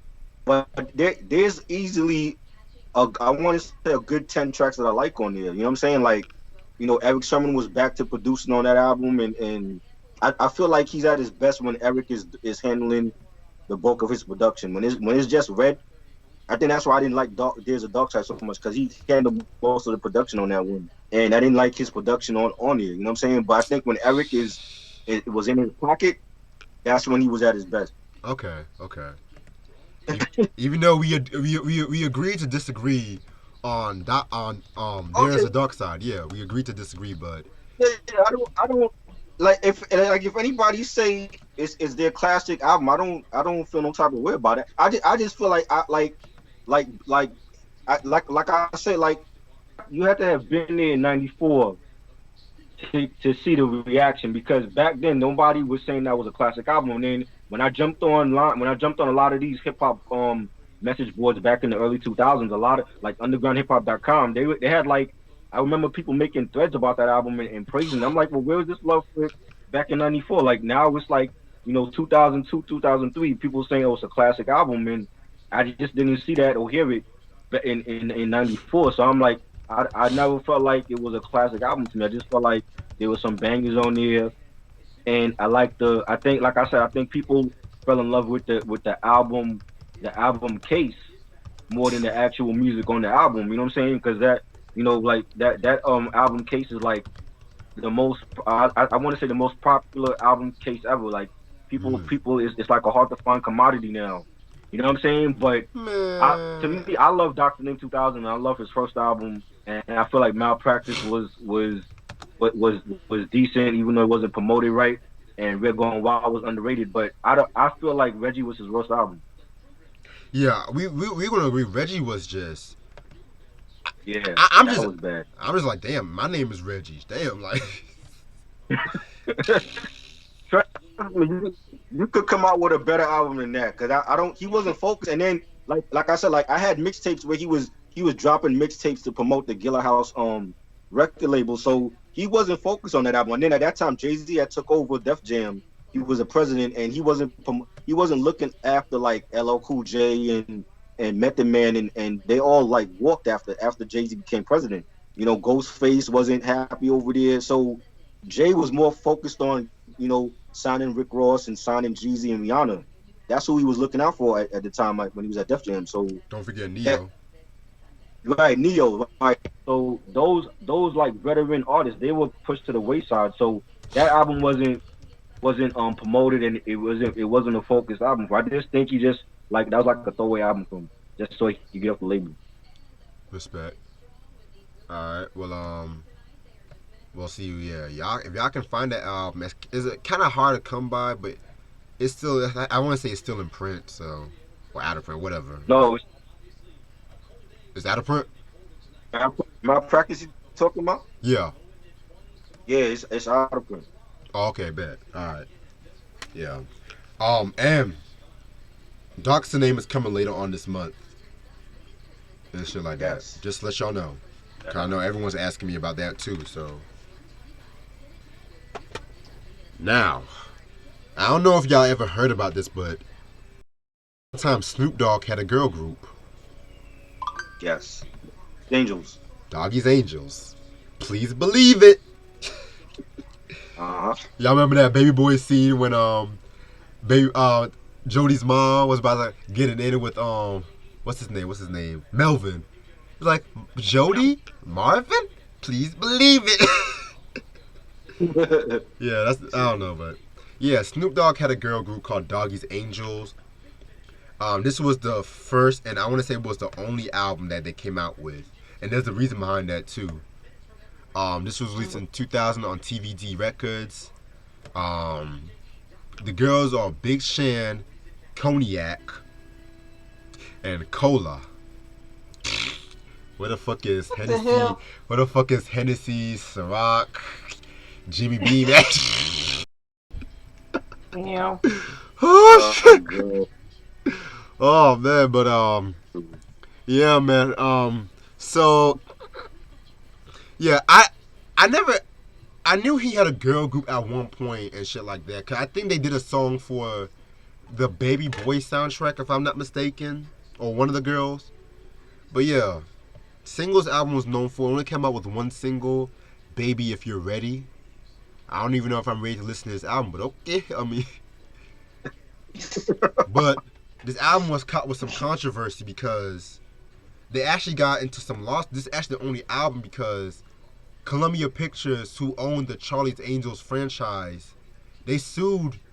I think the group and shit like that, and stuff like that. And so, even though it was a successful album and it was no, "Baby If You're Ready" was #1 in the rap charts and shit like that. You know, this was actually the only album, and this album is actually out of print too. I might actually talk about this album one day. I might talk about this album. Right. You said what? No, I was saying, isn't Latoya Williams in that group? If I'm not, nah, I don't think so. Okay. Yeah, but she did do a lot of shit with Snoop, so I get what she's saying there. Yeah, I remember when that album came out. I never heard it though. It's like supposed to be like R&B. They're like an R&B group. Yeah, R&B, hip hop, G-funk. So Yeah, no, I never heard of it though. I'll tell you what, if it's kind of like the shit I've heard on the Baby Boy soundtrack, I'll pretty much give it a chance and shit. I'll give it a chance. Right. So this next album, this is from another female rapper who I feel like does not get the props she deserves or could have had a bigger career. You know, when it came to the South, you know, I feel like her name gets mentioned a couple times and shit. And this is Shawnna with "Worth the Wait," released in 2004. This was her first album. Yeah, man, Shawnna. Whew. I'm getting Def Jam Fight for New York memories right now. Oh man, shit, like, man, Shawnna, okay, so she's pretty much the first lady of Disturbing the Peace. She was on Ludacris's first song, "What's Your Fantasy," which, spoiler alert, I do have that album, which I'm gonna show y'all in a couple minutes and shit. Spoiler alert, I'm getting that tomorrow too. You said what? So I'm getting that tomorrow too. Hey. Oh shit. Oh shit. Oh shit. About to have a Luda breakdown one day, man. We gotta do that Luda breakdown and shit. Sure, for sure. Yeah. But what really got her attention was when she was on the Loverboy remix from the criminally underrated Mariah Carey Glitter soundtrack. Yeah, the Glitter soundtrack. Underrated. You said what? Yeah, I said it. Glitter. The soundtrack to Glitter is underrated. Very underrated. I only remember one song from that soundtrack. Oh, you know what? Nah, you kidding me? That had she went Minneapolis sound on that fucking that song. Like, didn't mean to turn you on. Oh, I don't care for the movie. I never seen the movie, but the soundtrack that has some funk to it. Like, I saw the movie. The movie is bad. Yeah, I've seen the movie too. The movie is bad. Don't watch it. Don't watch it. I'm still gonna watch it just for fuck's sake, you know. Watch it when you're bored. Yeah, I am when I'm bored. Yeah, but oh Lord. Yeah, basically, Shawnna with "Worth the Wait." I've not heard this album in full and shit like that. But I've heard a few tracks. Singles this album was known for was "Shake That Shit." Love that shit. Wait a Minute. And what else? Let's Go. That was on Def Jam Fight for New York. That shit right there. Whoa. But I remember kicking Fat Joe's ass to that song. Yeah, but yeah, man. Stupid.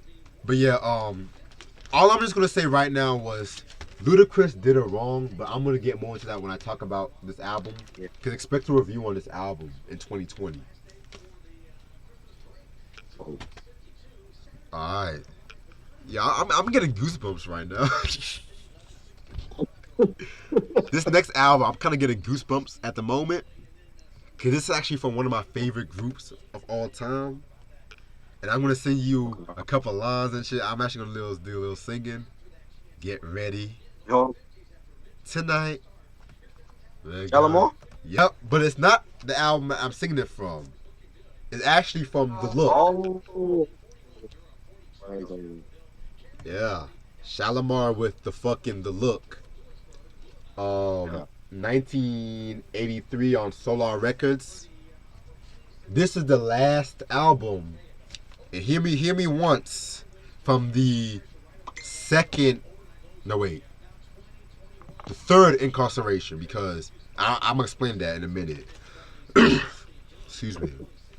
Yeah, and I mean it's Jody, Howard, and Jeffrey incarceration, because this was the last album, and this album they went for like a more new wave vibe with this album and shit.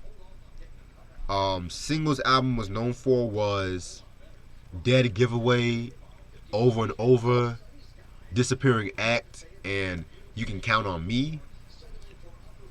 Oh boy. This album had a lot of controversy regarding the breakup and shit. But let me talk about the album. The album is very different from like the R&B material, like everything from 3 for Love to Friends, which I want to call that the R&B bass period, because I feel like Uptown Festival to Big Fun, that was like the disco period. And so a lot of people want to say this is like their most popular album. However, they broke up around the time this album was released, or before the album was released, and because you guys should know, Shalamar, Howard Hewitt, Jody Watley, Jeffrey, they never really liked each other like that. And around this time too, they were going through some money issues with Solar Records and shit too. And there was actually an altercation during the time of the Dead Giveaway video and shit, which I'm gonna say that story when I talk about this album one day. So, but just to let you know, this was Shalamar The Look, released in 1983. Must have in your collection. But I will listen to their first few albums before I get into this one. And also, I was watching, Stephanie Mills was on the Breakfast Club recently. Yeah, I saw that. And she talked about how she had beef with Jody Watley when she was dating Jeffrey. Yes, stay tuned on that, because that's going to be on the upcoming beef series, because that's a long story, because that unsung episode was actually controversial because Jody Watley actually made her own unsung episode on her YouTube channel, which I'm gonna send you the link to it one day if I find it and shit. But the Shalamar breakup is like a long story and shit. So, all right. Now I'm gonna get to some shit from Hoovy. This nigga Hoovy, man, like, done blessed me. He done blessed me with some shit. Got Rampage's his first but second official album, which I'm gonna talk about. Scout's Honor by Way of Blood, released in 1997. Yes sir. Fucking Rampage and shit. Oh man. And I know you guys probably heard his name. Yes, he was on Abandoned Ship. Yes, he's a collaborator, Busta. Yes, he was on Flavor. Yep. Yeah, cousin and collaborator, excuse me, yes. And he was on the Flavor in Your Ear remix. But yeah. But this dude definitely has some heat though. This would have been his second album, because he's supposed to have had an album called The Red October in '94, which I definitely need to hear the album and shit. But yeah, that got unreleased, because I want to say that was I want to say that was when he was under Dallas Austin, Rowdy Records, Arista Records, and shit like that. Because there was a song called "Beware of the Ramsack" and shit. So yeah, man. There's a video for that. You said there was a video for it too? Yeah. Oh shit! I gotta see it. I gotta see that. All right. So fast forward to 1997. You know, after the release of "The Coming," that's when this album was dropped. Fucking DJ Scratch, Rashad Smith, killed this fucking album. Like DJ Scratch should get a lot more recognition and shit. A lot more recognition, but save that for another day. Single his album's known for was "Take It to the Streets" and "We Gets Down." Ah, yeah. For the night. Yes. Flip Mode is the squad though. Yeah. Expect a review on this 2020 because I'm gonna talk about a lot of Busta Rhymes albums around this time because I got some Busta albums too. So, cause I'm gonna talk about. Nice. You said what? I said that's great. I got the first 4 Busta. Yeah, I got the first 5, and I got Rod Digger's Dirty Harriet album too. So. You need to get that. You need to get the Rod Digger one. Yeah. And by the way, the Rampage album is out of print by the way too, so alright. Next album. This is for all of my Gangstar heads right here. Give me 1 second, I'm gonna blow my nose right quick. Give me 1 second. Shit.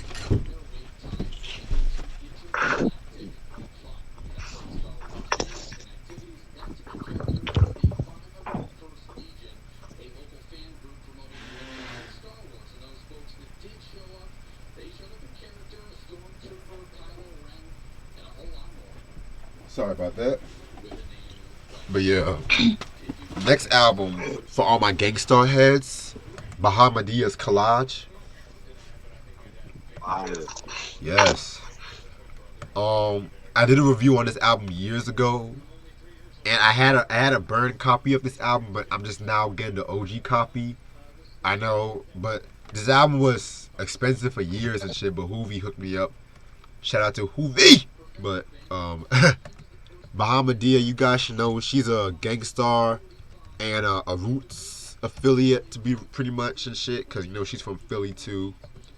This is her first album right here. One of the most underrated female MCs of all time and shit. Singles albums known for was Total Wreck, You Know How We Do, I Confess. Ooh, I love that shit. And 3 the Hard Way. Fuck, fire. Oh man. Excuse me. I'm getting over a cold right now, so forgive how my voice sounds at the moment. Yeah, man. The review I did was years ago, so this album was just so fire and shit like that. Very jazzy. Her voice is so unique. It just has that like that quiet but at the same time hardcore kind of vibe and shit. Yeah, I'm gonna do a review on this next year, so excuse me. So stay tuned on this shit. Fucking Rugged Rough, I Confess, Total Wreck, The John, very dope shit right here. Like fucking Bahamadia. Now, whew, I got Mace's first album, Harlem World, 1997. Bad. Yep, it's only classic. There you go. Bad boy. Makes me. This is like 97 was Bad Boy at its peak. Fuck it.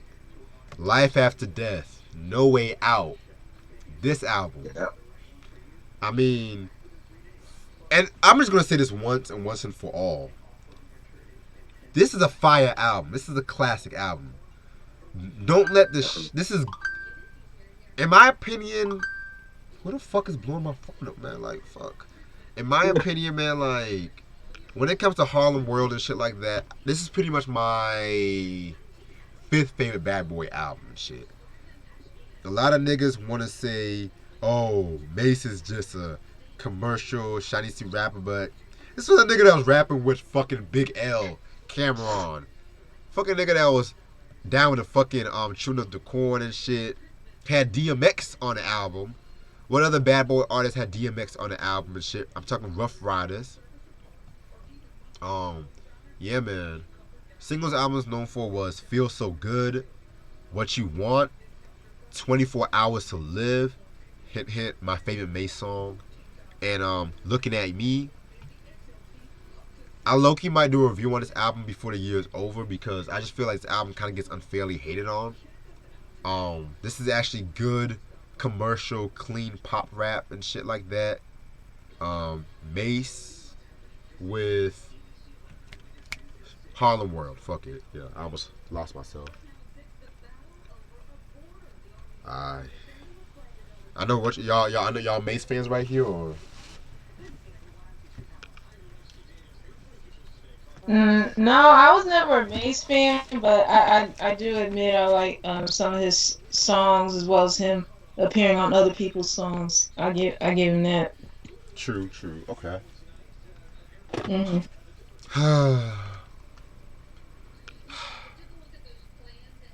There comes a time when the collectors, you have to question why you have this certain album.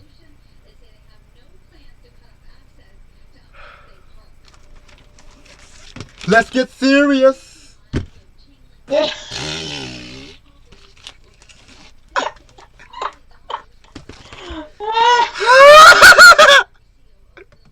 Oh damn! I mean, I told myself somehow, some way, I was gonna get this album. Carolina Soul, man. I just gotta give a shout out to Carolina Soul and Durham. Give me have rare albums and shit. This is Jermaine Jackson with his 6th studio album. Let's get serious. I mean, and I'm gonna say it like that because I can never say let's get serious seriously. No pun intended. I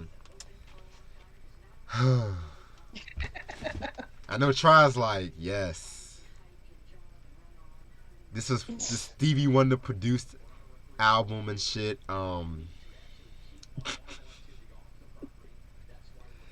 Singles album is known for was the self-titled track Let's Get Serious, and You're Supposed to Keep Your Love to Me.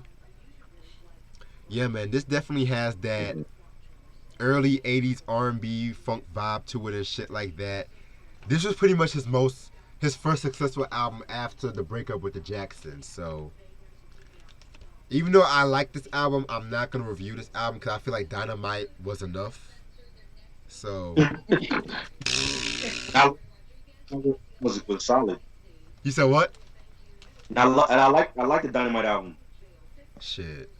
Yeah, man. What album? Was that after Dynamite or before Dynamite? This was before Dynamite because he had this one and that Let Me Tickle You Fancy album, Oh, okay. which I'm still. That's another name. I'm just like, really? Let Me Tickle You Fancy? Shit. But yeah, man, that's fucking Let's Get Serious. It's Jermaine Jackson.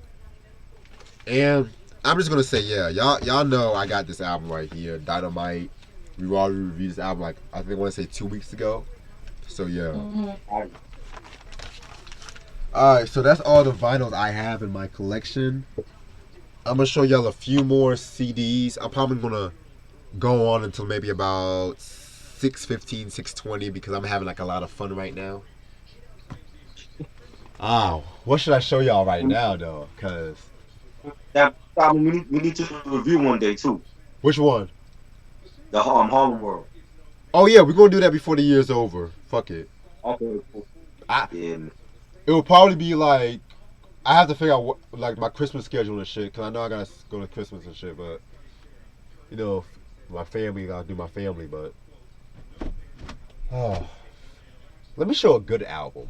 We'll show a good album. Okay. Yes. This is Mystical. Mind of Mystical. This is his second album, but I'm explaining. I'm explaining and shit. This was before he was with No Limit, before Shake Your Ass, like all that shit. This is when this is my favorite era of Mystical, like 94 to like 97, 98. Even though I liked him with No Limit, I just felt like before No Limit he was more rawer and shit like that. And by the time he joined No Limit, that was when they were under Priority. Wait, was it Priority or under Priority? And do that whole fucking make him sing that commercial shit. But y'all, yeah, this album right here, Mind of Mystical, was actually the re-release of his debut album, because his debut album was a self-titled album, and this was released on Jive Records, by the way. The self-titled album was released independently on Big Boy Records, and the difference between the re-release version was the fact that they added a couple of newer tracks and shit. So, singles albums were known for was Y'all Ain't Ready Yet. Oh my fucking god. That song right there. That is shit, boy. Y'all Ain't Ready Yet? Oh, come on. That is my fucking shit. Like, Beware. Y'all should know Beware was a diss track against the Bee Gees and UNLV, who was signed under Cash Money Records and shit. This album, I don't care what no one. This is a classic album. This is Mystical at his rawest form, in my opinion. Like the James Brown of hip hop, literally the James Brown of hip hop. Like fucking murderer, not that nigga. That nigga ain't shit. Y'all should know like what y'all about to get into and shit. When y'all about to listen to Mystical and shit. Just fucking some ignorant ass, and I mean that in a good way. Some ignorant, politically incorrect shit right here. This album is out of print, so if y'all can find this album, must have in your collection, and expect to review 2020. Yo, Yo, I have a DVD. I have a DVD of performances at there used to be a club over here called the Tunnel, yeah, and it closed down, and I have a DVD of like all the like the epic live performances at the Tunnel, and Mystical was one of the epic performances, and like when that album came out, when he had came out with Danger, and he came out with Shake Ass, like like the whole stage was packed with like he had like female dancers on stage with him, and they were taking off their clothes. It was crazy. Oh shit. Yeah, that's how we got fucked up in the first place. Like no shade, but that's how we got fucked up in the first place. Yep. Speaking of Bad Boy Records,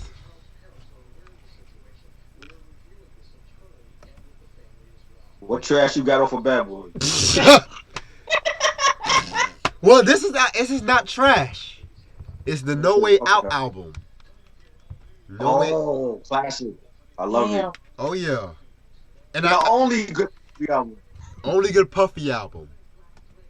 Yes. And I've done a review on this album again years ago. This is like one of the first hip hop reviews I've done. And yeah, this album right here, I'm not gonna front. I like this album. I like it. Like, I like this album. I don't give a fuck about Poof Daddy. Like whatever, but yeah, even though he did piggyback. You said what? That album was great because of the features, because of having Biggie on there and the Locks and Mace, Busta, Foxy, everybody that was hot at that time was on that album. Jay, the production was great. So that's why I think it's a classic, because of the features. As far as like Puffy, I never talk about that album ever, because like at that time a lot of people didn't like him, like what he was doing to hip hop, and the whole Blink era came in. Right. So I've never discussed that album, but I definitely think it's a classic album. Got you. Yeah, like, cause when I first heard this album, I admit I was not a big fan of this album, but over the years, like shit like I Love You Baby. Oh my fucking god. The If I Should Die Tonight interlude, Young G's. I'm not gonna front. What's she gonna do? I only like that song for the beat. For the beat, I only like that. But out of all the Puffy albums, the ratio between good and bad songs was pretty even and shit. Because it had some trash. You think so? I mean, the one with Lil Kim, Don't Stop What You're Doing. I didn't like that one. I love that. That's the Y'all Borrowing People's sample. Yeah, but yeah, I like Y'all Born Peoples. I like that sample, but when I first heard it, I always want to get into it, but I put that with the I Know What Girls Like from the In My Lifetime Volume 1 by Jay-Z. I put that with that and shit. But But and you know what's crazy? what? You know what's crazy? Both Kim and Faith Evans is on that same song, and they couldn't stand each other at the time. Bad Boy was the usual soap opera. It was like Young and the Restless with Bad Boy and shit. But yeah, I'm not gonna review this album. So if y'all can find my review on YouTube, look it up. But I'm just grateful I got this album because I'm not getting it forever. Yeah, out of print too. Yeah. Then I got Missy Elliott with Missy So Addictive. If I can just get the CD out. Wow. That's one of my favorite Missy albums. Oh yes. Yeah, this is like one of her most popular albums. Holla holla, ding ding ding ding ding ding ding, like this shit right here, boy. Like, yeah, I really need to get the case for a lot of these albums and shit. But he hooked me up. He hooked me up. Singles albums known for, like we mentioned, Get Your Freak On, Lick Shots, 1 Minute Man. Oh Jesus, not a 1 Minute Man. Take Away. Excuse me. Take Away and For My People. The non-single Scream, aka Itchin', was nominated. Wait, actually got a Grammy for best rap solo, best rap female rap solo performance. And Get Your Freak On won best rap solo performance. Yeah, this was another dope album from Missy Elliott. Man, this was a very like Timbaland and Missy, man, at their prime and shit. Even though I don't believe Missy really dropped no bad shit, I always felt like Timbaland kind of went downhill, like around the mid to late 2000s. He was hit or miss after, and shit. And you know, this was released around the time of 9/11, around the time of Aaliyah died and shit like that. Wait, well, before all that shit, but it kind of coincided with it. But fuck it. Yeah, man, very dope album from Missy Elliott. Love this shit. This is Missy So Addictive. Fine. Yeah, man, classic. Alright, have about 15 minutes left. Oh, let me see what I got.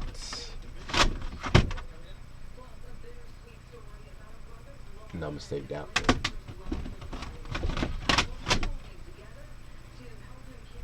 I got disc 2 of Tupac's greatest hits and shit, the 1998 greatest hits album. He only gave me disc 2, so yeah. Y'all should know about the Tupac greatest hits. That's like one of the highest selling hip hop albums pretty much and shit.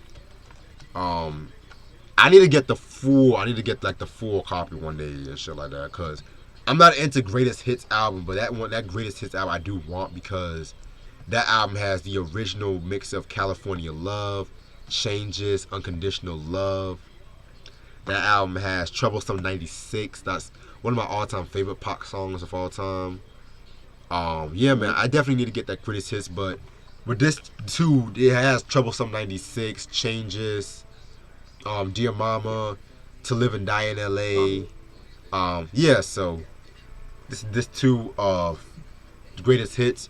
Also, the song Unconditional Love, MC Hammer actually covered that song too, so just throwing that out there. And that's I think it was on Trouble. He said something about rest in peace to Biggie. I think so. Yeah, some shit like that. That's like a big controversy. Like that's when all the rumors started about him like being alive and all that.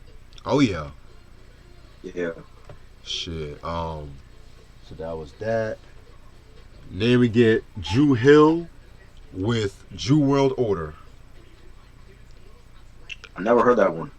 Me neither. Yeah, this was released in 2002. Um, singles album was known for was shit. I Should Be, I Love You, No Doubt.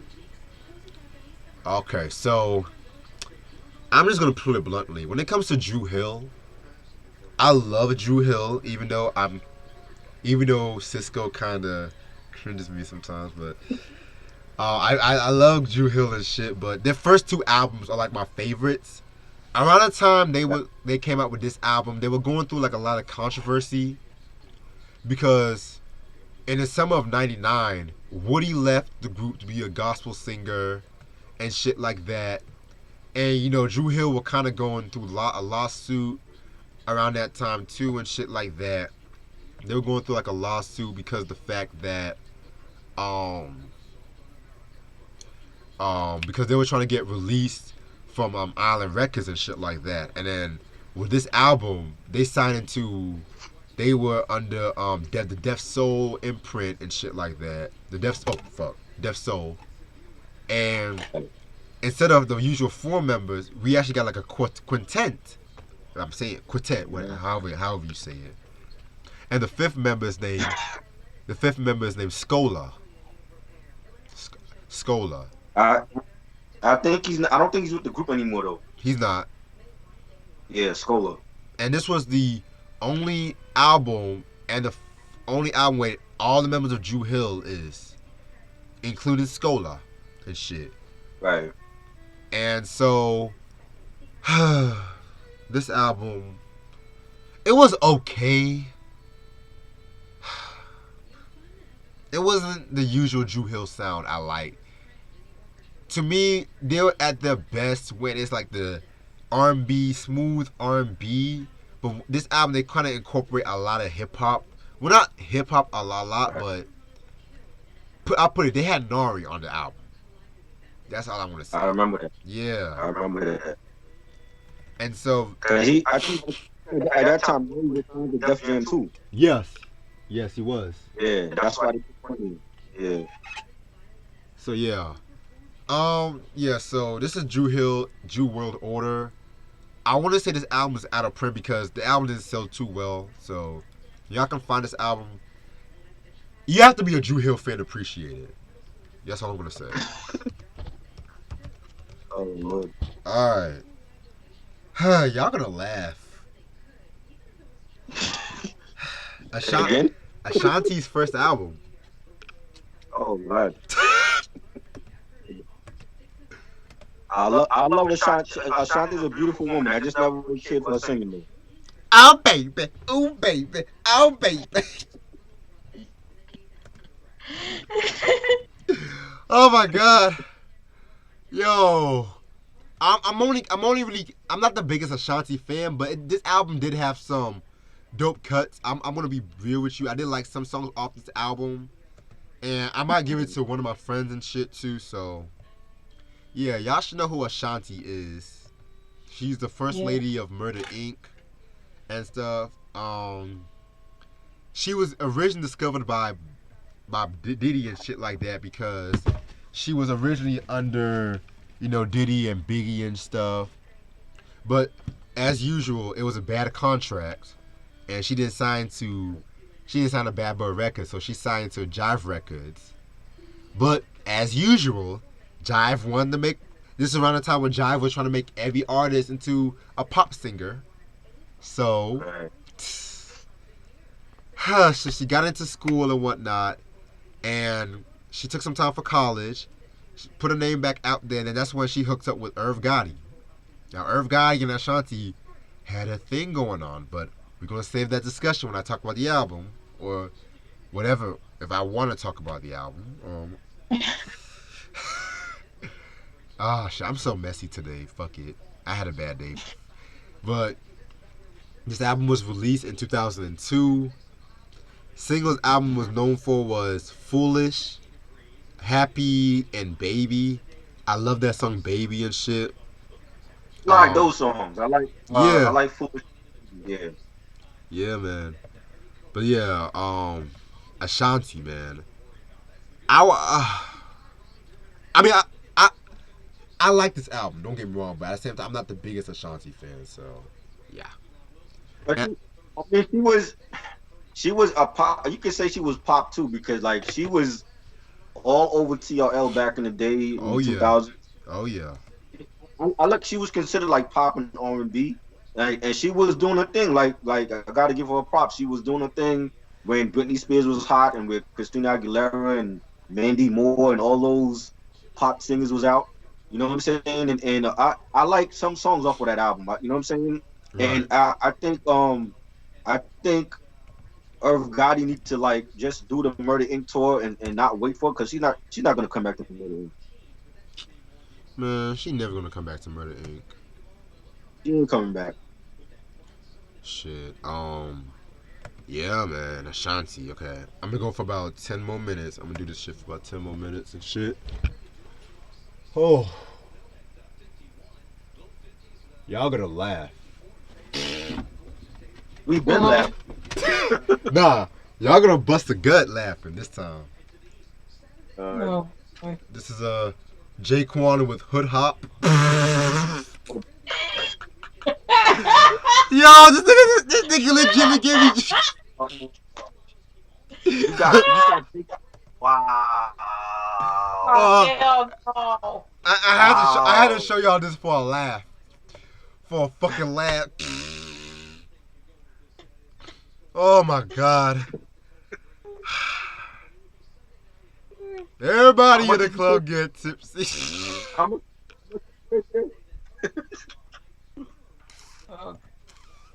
Oh shit. You might as well like put Vanilla Ice on there or something. No, stop. I'll do it. I'll even do Lil Zane. No Vanilla Ice. Oh, Oh, wow. Oh, God. This dude. man. Like I just needed a fucking laugh because I knew that y'all were gonna say, "What the fuck, Reg? What the fuck?" Tell me Hoovy didn't give you that. Hoovy gave you that shit? Hell no, Hoovy didn't give me this shit. This is from that Ski Lot nigga. I already showed all of Hoovy shit. Yeah, I showed all of Hoovy shit. Okay. But yeah, for those of you who don't know who Jaquan, I can't believe I'm giving a biography about Jaquan on this channel, but Jaquan is a rapper from St. Louis. He got to start rapping because he's trying to get he used to get in trouble a lot when he was little. At age 12, he was expelled from home for selling drugs, and he got into rapping by getting into rap battles and shit. And after this is funny. After he won a rap battle, he got knocked out in the jaw and had a broken jaw. And shit.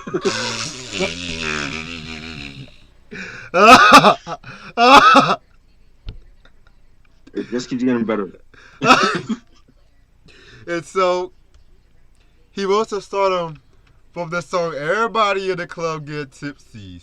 Everybody in the club get tipsy. You know who made that beat, right? Huh? You know who made that beat, right? Jermaine Dupri? Daz. Oh wait. No, wait. He Yeah. made a beat? Daz made that. Yeah, Daz made that beat. Oh wow. Damn.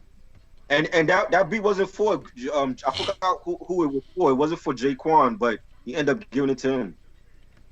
Wow. Yep. I like that beat. But I think Daz should have kept it for himself. Shit. Jaquan.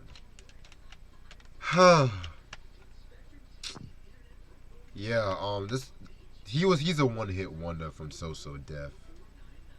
Yeah. What else? I'm having fun. Well, let me show y'all something. Can it get any worse? I mean, you got any Vanilla Ice or Gerardo or something? I got Crisscross with the bomb. Okay, I love that album. That's my favorite Crisscross album. I never heard this album, but I've heard some shit from like Yeah. the shit with the Brat. I only heard the only song was the Brat. What Jermaine did, being that the G Funk like G Funk was so heavily in at that time. Jermaine gave Crisscross like his own version of G Funk on there, so it don't sound like a lot of the down south beats that he's accustomed to. He has like more of a it's more bass driven on that album. Yeah, man, because this is around the time when Crisscross was trying to go gangster. Yeah, they Yeah, were man. rocking like these khakis and all that. Yeah, man. Just look at the album cover. Come, the bomb, Uh-huh. the bomb. Like, it I doesn't. like it though. I think Shit, I never heard it, but I'm gonna talk about it. Fuck Yeah. it. Yeah. So, Crisscross. I'm not the biggest fan of Crisscross, but when it comes to kid rappers, I'm not gonna deny them because they were the originators of that shit. They came out with Totally Crossed Out in '92 with a song like Jump, Jump, everybody. Like, everyone knows that song. Excuse me. It was like number one for 8 weeks and shit. Then they were on Michael Jackson's European Dangerous tour, and they were also on Michael Jackson's Jam video and stuff like that. Then Mhm. fast forward to '93, literally 1 year after, they came out with Da Bomb on Rough House. Um, the singles that came out with All Right featuring Supercat, Mr. Dolly Dolly Dolly My Baby, Mr. I'm Real, and Da Bomb featuring Da Brat, and that was actually Da Brat's first single on Wax, if I'm not mistaken. And yeah, Right. I definitely did get the Funkified album. I definitely did get that album though. Shit. But yeah, I'm gonna do a review on this album just for fuck's sake. But I'm gonna listen to it first and give my elaborate. Right. Yeah. And try. You can do a review with me. Try if you want to. Yeah, no doubt, no doubt. That's like I said, that's my favorite Crisscross album. But like even then, like we knew what they was. We knew they wasn't like real lyricists. Jermaine wrote their lyrics, but they had the whole package, like the whole. They had like the swag and they were like I think they were like 13, 12, 13 at that time, and Yeah. they like on a tour for the Crossed Out. Ali was on that tour. MC Light was on that tour with them, and they were really like when they talked about like their contribution to like Atlanta hip hop on that Atlanta documentary that came out years ago. And they even though like they were successful, they didn't really represent ATL like how Outkast and the Goody Mob did, but they really put they put Atlanta on the map when they came out with them. Yeah. I even heard Snoop Dogg wrote some rhymes from them too and shit, if I'm not mistaken. Yeah, and I think Tretch wrote Jump or something like that. You said what? Tretch. Oh yeah. Tretch? Yeah, Tretch. Yes, he did. That's Yeah. how he got in the beef with Jermaine Dupri and shit. And Jermaine owed him money or some shit like that. Oh yeah. Yeah, He dissed him on Craziest. right. That's right. Alright. Alright. I'm gonna show a couple more and shit like that. This R&B singer was caught during like a lot of people kind of compare it to Whitney Houston in a way around this time. This is Mickey Howard with self-titled album and shit like that. 1989. Man, Mickey Howard. Y'all should know who Mickey Howard is, but if y'all don't, she was an R&B singer in like the 80s and early to mid 90s and shit. She was originally in the group Side Effect and stuff like that. They came out with a couple of songs. They did the song I Can't Play and shit like that, which all my MC Light fans, y'all should know about that song. By the way. Speaking of that, then next thing you know, her debut album, Come Share My Love. Dope album was released in 1986. Then 1987, she came out with the Love Confessions album, which not as good as the first, but it was still a very cool album and shit. Then she came out with this album called the self-titled album. You know, singles album was known for Love Under New Management, which that's like her most signature song. Love Under New Management, which she wrote that because a little story was that she was dating Gerald Levert around that, on and off dating Gerald Levert, and then she had left him and she dated this nigga named Eddie who was like a gangster, and she mostly made a love about that. Turns out years later that she started beating on her and shit, but that's another story for a different day. Then she did a cover of Aretha Franklin, the Queen of Soul, by the way. Until You Come Back to Me, That's What I'm Gonna Do. Love that track. Ah, man. I only heard Love Under New Management, but I'm definitely gonna hear this album because low key I be jamming to Love Under New Management constantly and shit. That's a fucking jam right there, but that's some baby making music, if y'all know what I mean. And this album is out of print, if I'm not mistaken. Alright. Then we got, I've never even heard this album. I think I've heard it once in a while, but John Forte. Oh, yeah. Poli Sci. You said what? Yeah, Poli Sci. Yeah. Yeah, man. John Forte. Y'all should know he is an affiliate of the Fugees. He was on the score, and then he came out with his first album on '98 and shit like that called Rough House. Dope album, pretty much. Dope album and shit like that. Definitely has that Fugees, refugees, whatever sound you want to call it. The only singles. Oh, what was the singles on this? Try, you know what was the single? I know you probably heard this album. The Message. Yes. Flash the Message or something like that. Yes. Alright. Yeah. And he also had a song on the Money Talk soundtrack called Avenues and shit. Right, that was a single with Keimani Marley. Yes. And I think Pop in there. Of course. Yeah. And you know, I want to say this album was out of print because he actually got arrested for, you know, cocaine possession at the airport. He was in prison for 14 years, like no less than 14 years. So, and while he was in prison, he was working on the I John album and stuff like that. So, yeah, that's what happened. So, I'm definitely about to talk about this album because I already talked about the. You said what? No, I was saying, I told a story like a long time ago. That album, when I went to the record store to get that album, I never bought it. I bought a DMX album that came out. The first one, is Dark and Hell is Hot. Yeah. And I bought the DMX album instead of the John Forte. So I never bought the John Forte album. Yeah, I'm not even a John Forte fan like that, but I'm kind of intrigued and shit because, like I said, I like the Fugees around like the mid '90s and shit. So I'm gonna broaden my horizons pretty much, I guess. Though. All right, next album. All right, I'm gonna show about 4 more from up here, 4 more from down here. I'm gonna go real quick with this. I got Too Short with You Nasty. This was released in 2000.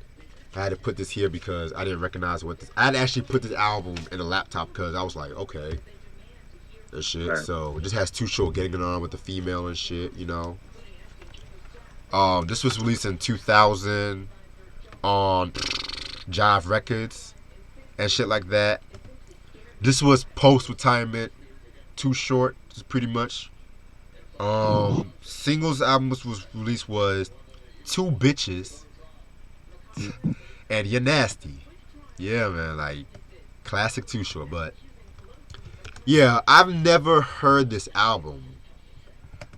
Yeah. because when it comes to post retirement, Too Short, I'm kind of in particular and shit like that because I loved Can't Stay Away. That was a dope album and shit. Right. This album, it has production from Amp Banks, Eric Sermon, and Jazzy Faye because Too Short around the time of the Cocktails album, damn it, he was going to Atlanta. He was going to Atlanta. He relocated to Atlanta and shit like that, which y'all should know. And pretty much once he relocated to Atlanta, his sound pretty much changed and stuff like that. Because he kind of incorporated some crunk styles, working a lot more with Jazzy Faye and Lil Jon and shit. So expect a review on this album because I'm still reviewing some Too Short albums at the moment. So Too Short with Your Nasty 2000. Then I got Nellyville. Oh Lord. Yeah. What's your favorite song on there? On the top of my head for at the moment, I would have to say Rock the Mic remix, but that might change one day. Oh, I was on that remix. That's right. Yeah. Boy, I remember like this album was everywhere in 2002, 2003. Yeah. What, Dilemma? Oh, Dilemma. I love you. That's yo. Yo. Okay, give me 1 second. I'm texting. Yeah, I'm gonna text Sarah right quick.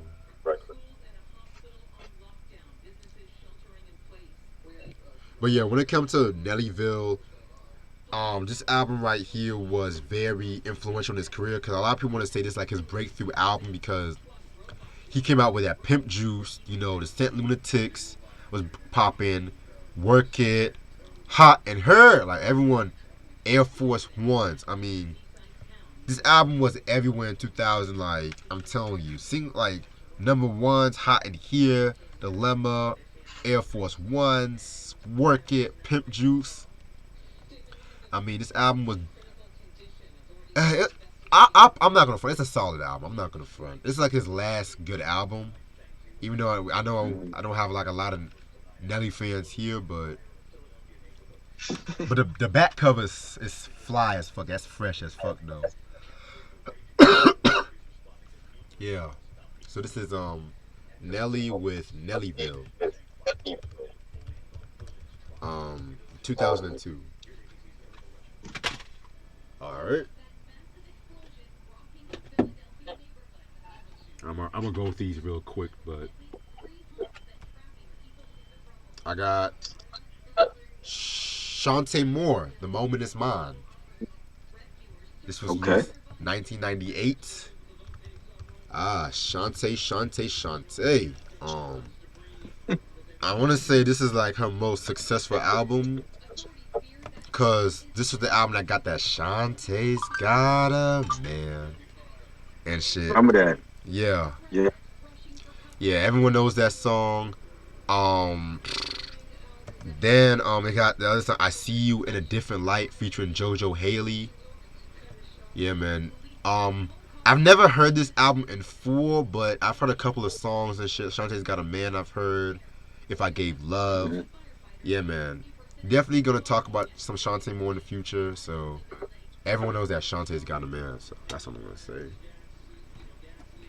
Then we get to Club Nouveau, Life, Love, and Pain. Nouveau. Thank you. This was released in 1986. This was released in 1986 and shit like that. Yeah, if y'all don't know who Club Nouveau or how you say it? Nouveau. Yeah. Pretty much. They're like a R&B New Jack Swing group from Sacramento, California. They were formed after the breakup of this group called the Timax Social Club and shit like that. And one thing I gotta say with this track with this album right here, It has a very New Jack Swing, early New Jack Swing feel to it. I mean, it has the Yeah. cover of "Lean on Me." I love that. Yes, yes. In my opinion, man, I have to. I don't know which version I like the most and shit because they got a Grammy for this cover, and Yep. they got the and then they're about to basically they got a Grammy for that, and Bill Withers got the publishing and everything like that, so that's why he's well off of his publishing rights from that. So Yeah. and it also got "Why You Treat Me So Bad." Ooh, I love that track. Yeah, man, fucking love this album right here. Expect a review 2020. Oh, Ooh. I got that on vinyl. Ooh, oh my God. Okay. Definitely need to be- Yes. All right. Huh. I'm trying to see what I haven't showed y'all.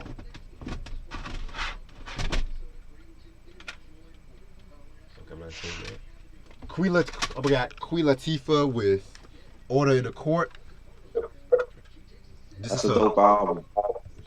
Oh yeah. This is a fourth studio album and shit. Excuse me. Pretty much a lot of people say this is her worst album and shit like that, which Mm-mm. it's an okay album, but in comparison to the first three, I can see where people are saying that. Because this album has like a Missy Elliott-ish kind of vibe and stuff like that. Shit, then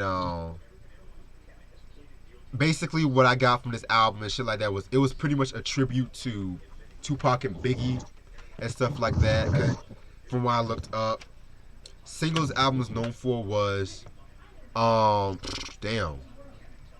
Paper. Yeah, Uh, Bananas. Who you gonna call? It's all. It's all right. Yep. Yeah. Expect a review on this one because I got a lot of shit to say about this album. I got that too. I like the album. I thought it was dope. Yeah, but you know that when she was under Motown, you remember Paula Perry? Oh no, I think it was Paula Perry. She was supposed to have came out with her album in '98, but then they used all the money for her album and used it for Queen Latifah's album and shit. Right. That's crazy, and it's kind of interesting because this is the first album where she had the parental advisory sticker too. So, Right. but I hate the album cover. She fucking looks like it's like the Black Ursula from the Little Mermaid. Like what the fuck? But she played in Little Mermaid though. She played Ursula. Yeah, but at the same time, like it's like she was already ready for that world 20 years earlier and shit. Like, hell, but this album is out of print, so if y'all can find it, must have in your collection. Yeah. All right. Then I got George Clinton's with his greatest hits album, 1996. All of my Parliament Funkadelic fans stand up. George Clinton, one of North Carolina's finest, by the way. Yeah, man, George Clinton, y'all should know who he is. I got a couple Parliament Funkadelic albums and the Computer Games album and shit. This greatest hits compilation. I want to say, of course, it should have Atomic Dog and whatnot. Yeah, man, I have to peep this album and see what album it got and shit. So, yeah, Legend. of course. Then we got the Violator soundtrack. Yeah. Yo, believe it or not, I want to say I've never heard the Violator album and shit. I've never heard it in full. I like put in the second one, but it got some heat on it. Oh yeah. Some of the songs it's known for was "Vibrant Thing" by Q-Tip. Oh God. Thugged Out Niggas, Capone and Noriega. Who Can I Trust? Cormega and Lil Wayne. That's a very interesting collaboration. Okay. Say What from LL. Um, That was, yeah, man. I have to listen to this album.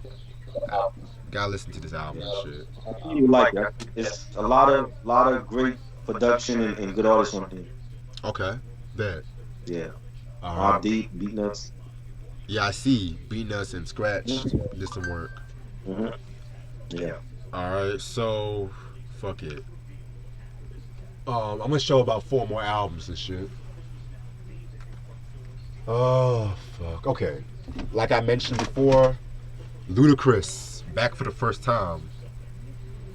Supposedly Alright. we've been in a Ludacris vibe lately and shit. So that's crazy. Yeah. Yeah, man. This album was released in 2000.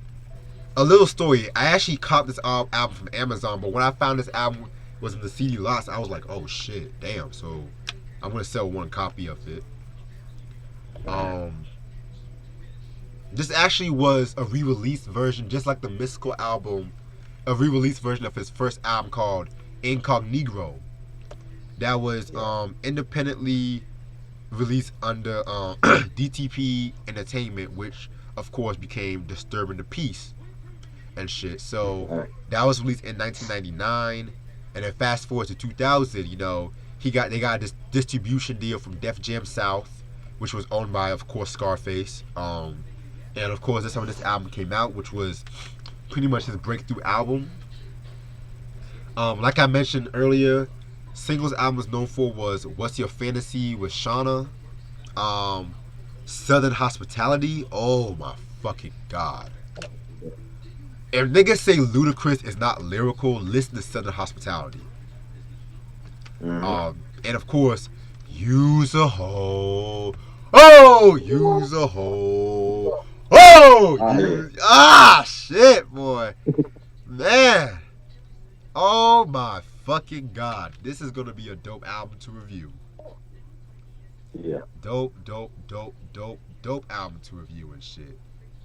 Alright, so, and this album's still in print too. This is classic Southern hip hop at its finest. And the last album You said what? Is it still in print? Yeah. I didn't know that. Oh yeah. Last album I'm gonna show up here. Oh, I gotta pick a very good one. I'm gonna end it up with a bang.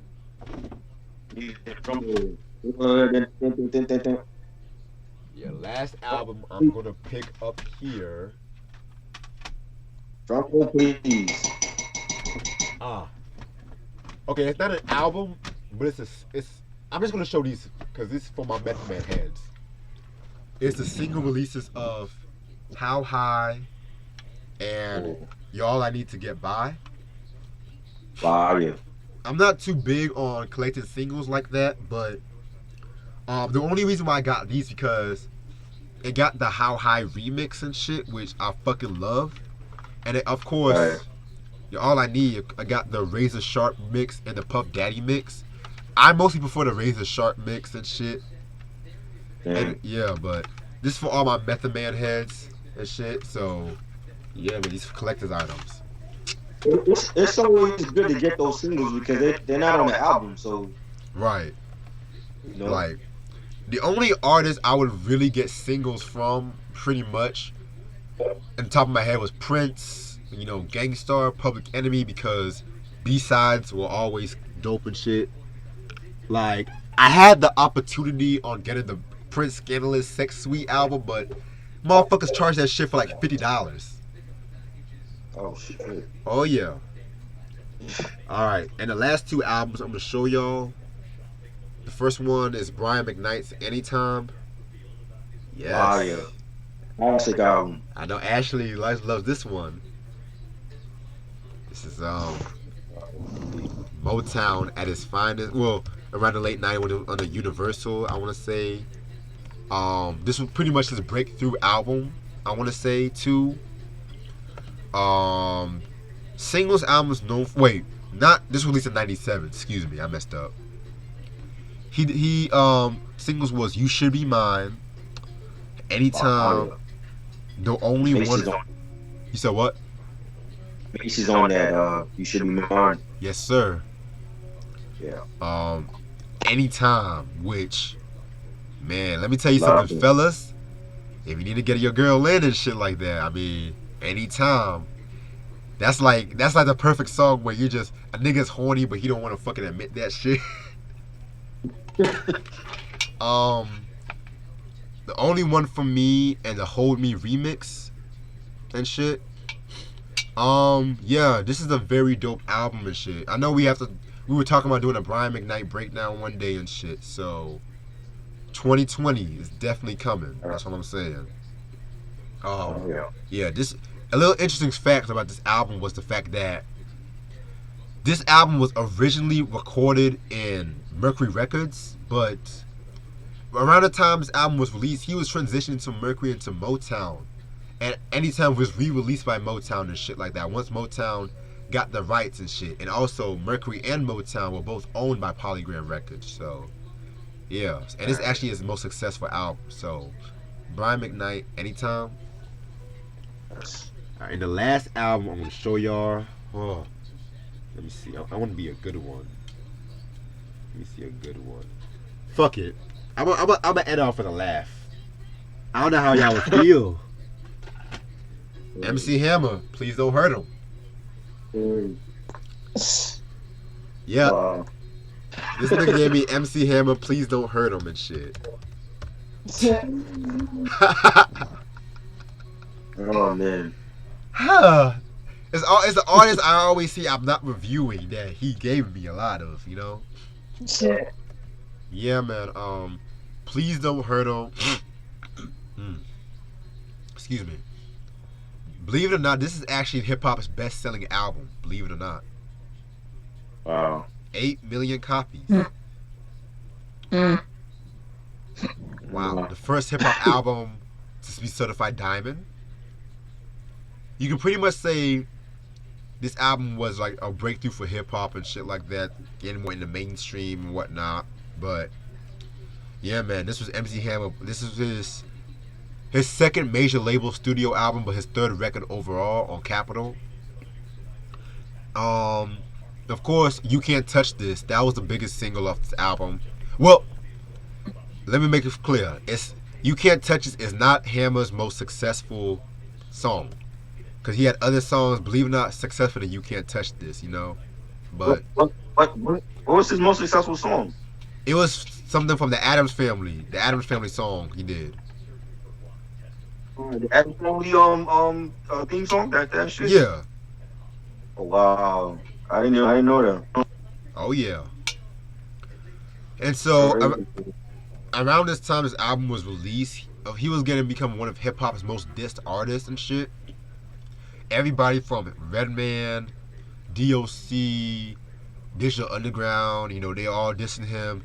LL Cool J dissed him on To the Break of Dawn. And so basically he started throwing some shots, and that's why he named the album Please Hammer, Don't Hurt Him. Just ask MC Search that, but yeah, man. And you know, You Can't Touch This, that was like a big single off that time and shit like that.